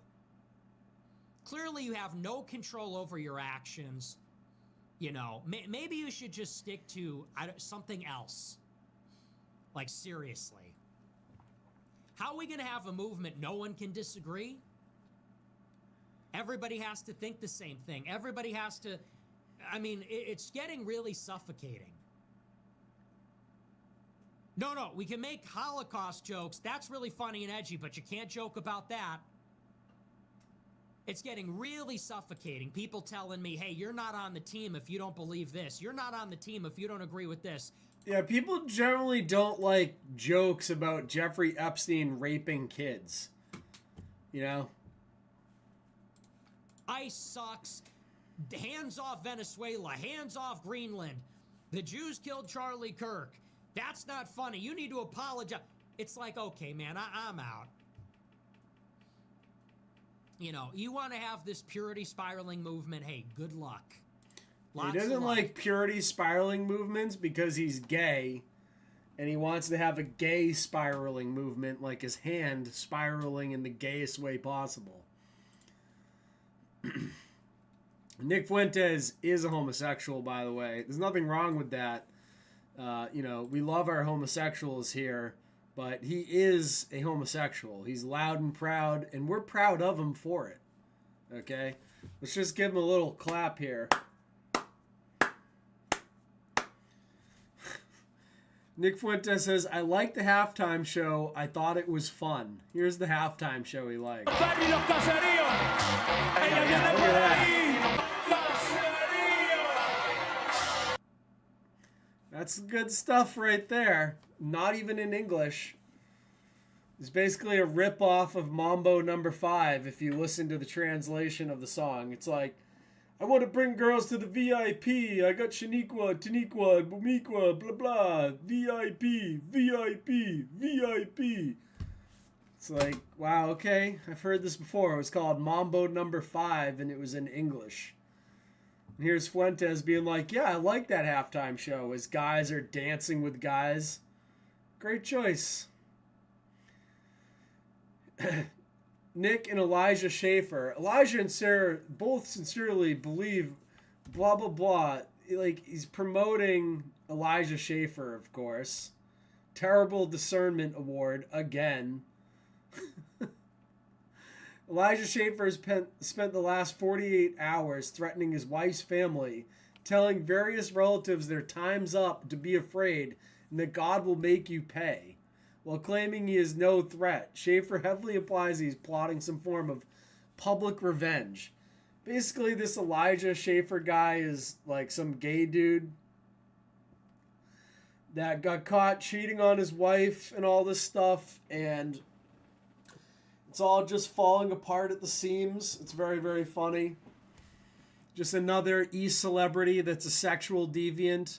And the best part is Elijah Schaeffer's channel got handed over by the Blaze to none other than Alex Stein. Anymore, but let me tell you something. This is delicious. I'm gay as hell, and I freaking love it. Dylan Mulvaney should use the Bud Light candidate. For primetime Alex Stein, which is still run by a gay guy. So maybe the Blaze was like, hey, oh yeah, we had, built this channel up with Elijah Schaeffer, a gay guy. Why don't we just hand it over to another gay guy, Alex Stein? I mean, it's just... And then Alex Stein brings on, his own flavor of child molesters like Mersh. Stan Rand. Oh my God, I'm like 4 times more likely to molest a kid. Oh my God! There you go.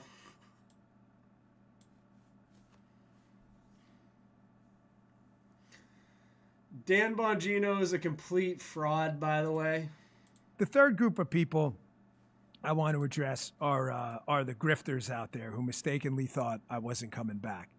Now, no one gives a shit if you're coming back, dude. You were fucking in the FBI and you did nothing. I am back. The Podfather is back. The Podfather. I'm here to take back this movement. This movement's been hijacked by a small group of dipshits and bums and losers who are nothing but doomers under the frame of accountability. I'm all about accountability. I just showed you. You're all what about we did, accountability. Zero accountability. I'm not sitting here going, "Hey, trust me, bro." I showed you. If you like it, great. If you don't, that is absolutely your constitutional right. You paid for it to go out and go, that sucked. I would have done something different. Okay, but you didn't. Yeah, I would have done something different. I would have had some people get arrested. How do you not arrest these Epstein clients? And then you're like, oh, well, I'm just going to leave the FBI where I could have actually done something. And I'm going to go back to being the Podfather. Like, give me a break.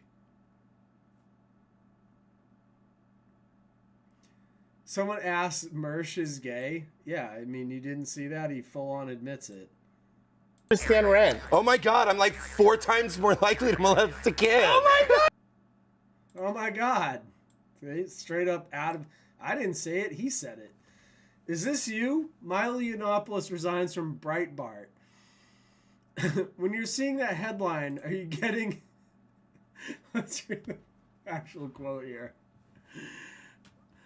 When you see that headline, are you seized by the urge to grab a Sharpie and redact my name? Oh, no. Dan Bongino getting roasted by Milo Yiannopoulos here. And here is the Elijah Schaeffer dude. I got mad aura. Be mad. They will not get away with this. I'm not fucking leaving. Game on. These are the gayest shit I've ever seen in my life. If you weren't convinced that Elijah Schaeffer is a homosexual, you should be now. And this is what he posted after getting busted cheating on his wife with some sort of, e-whore. And he's thanking Myron Gaines, Nick J. Fuentes, Real Alex Jones, Gavin McInnes, and whoever Liza Elizabeth is. The real ones. Yo, they be the real ones. Okay, bro. You're like, Elijah Schaeffer gay? I'm just not seeing it. Yeah, I mean, this dude here, totally straight, right? Just like all these e-celebrities. Every one of them turned out to be another one of these creeps. There you go. Elijah Schaeffer, straight as a fucking rotary. Here he is again. Totally straight. It's gotten too bad. I gotta shrink this down. Hold on. There he is. That's the look of a guy with aura who's straight. These are the people they constantly give to you guys so that you follow just false homosexual heroes. And then they get cross-promoted by all these other people.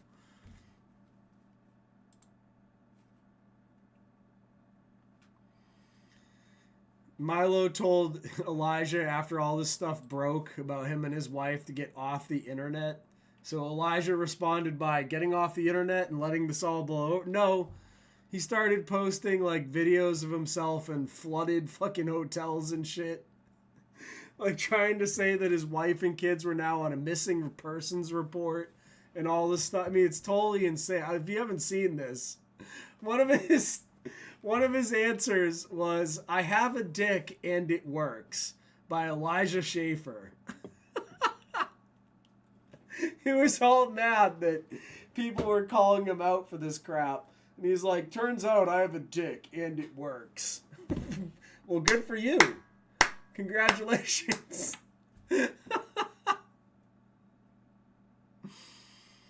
Oh, thank you, Nero, for making me famous. You fucking snake bitch. Blood is in the water and I fucking hate sharks.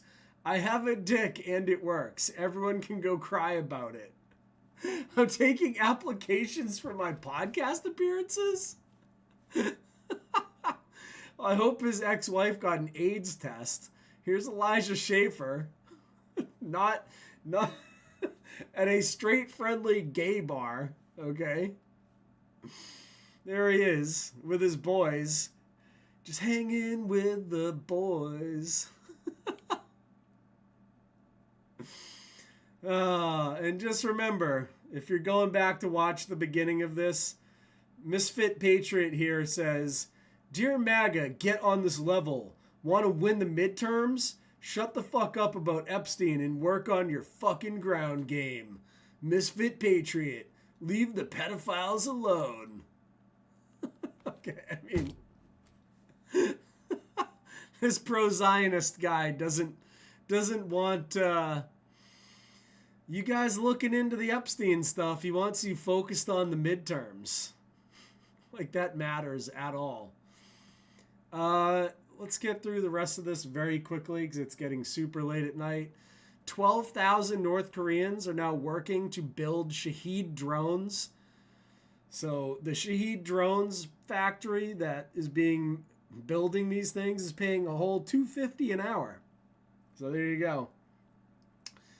China put out some absolutely ridiculous Star Wars spaceship thing. They think they can deploy unmanned fighter jets. Okay, let's take a look at this absolute LARPing nonsense here. 畅想，南天门计划为我们描绘了更宏大的蓝图。 Basically, China watched like the first Avengers movie and was like, yeah, we can do that. So they're putting out something where they're trying to show they have this huge aircraft carrier that can launch missiles, unmanned fighters, all types of stuff from space, by the way. NATO is announcing Arctic Sentry, which is they're finally giving a shit about the Arctic Circle. So they're putting all types of troops and weaponry and all types of stuff up there. Finally, because since the end of the Ukraine war, Russia and China have shifted their infrastructure and their investment to taking over the Arctic Circle, which is why it's so important for Greenland to be maintained as a defensive area for the United States. Okay? You may be like, oh, it's all fake and gay, whatever. Warfare is not fake and gay, and we do not want Russia and China taking over the Arctic Circle. That would be very, very bad. NATO needs to step up its game. Canada needs to step up its game. The United States and Canada need to get over all this little quabbling nonsense and start working together to build as many icebreakers as humanly possible to start patrolling up in the Arctic Circle. Need lots of UAVs, UUVs, all types of stuff up there. Massive investment needs to be put into defending the high north. And then, Elon Musk over here LARPing about how it's time to go back to the moon at scale. Well, why is he saying at scale? Because when we went there the first time, it was a secret military operation, as I said in a recent live stream, and now they're scaling up to civilian operations. That's what he's talking about. He's showing you the truth in plain sight. We're not just going back to the moon, we're going back to the moon at scale, right? Because we're already there. The military is already on the moon. That's why they made the fake moon landing crap to trick everyone, because it was a military operation to establish a military outpost on the moon. So they gave you fake moon landing footage while they were secretly building an actual military base up there that we've been in the whole time. And that's why all of a sudden, out of nowhere, they're like, oh yeah, we're going back to the moon and we're going to put people on it. And then we're going to use that to expand out to other places like Mars within 5 years. When not long ago, they were like, oh yeah, we don't have the technology to get there. But as soon as the technology to film the moon with a telescope and a cell phone came out, they were like, oh shit, yeah, we're actually going back to the moon out of nowhere. We can get back there easily, turns out. And we can get to Mars quickly after that. Just using the moon as a launch pad. Just like they've shown you in stuff like Space Odyssey 2001 by Stanley Kubrick, who we started this program out with tonight. Stanley Kubrick showing you the truth in plain sight. Not just in Eyes Wide Shut, but also in Space Odyssey 2001, where there was a manned base on the moon. Ad Astra, the movie produced by Lockheed Martin, showing you there's a military base on Mars. There's a military base on the moon. All of these things are now finally being admitted to, as the secret space program is one of the most highest classified parts of the military. Unfortunately, the flat earthers are out there watching every conspiracy turn out to be true except theirs.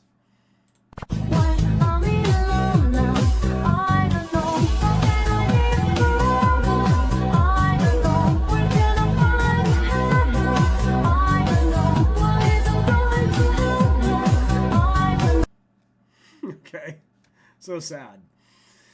All right, and that's the end of the show. Thank you all for watching. We actually got through all the show notes. I didn't go into as much depth as I wanted to with some of this stuff, but there's a lot going on. There's a lot more out there. There's a lot more stuff coming out. I am actually leaving this Sunday, heading down to St. Thomas, of all places. U.S. Virgin Islands. So yours truly is heading down to St. Thomas, and then I'll be on another island nearby that one. So hopefully I can dig up some dirt, interview some people, and I'll keep an eye on what's going on in the news. And when I get back from this trip, I will go ahead and do another live stream on all the stuff that's going on.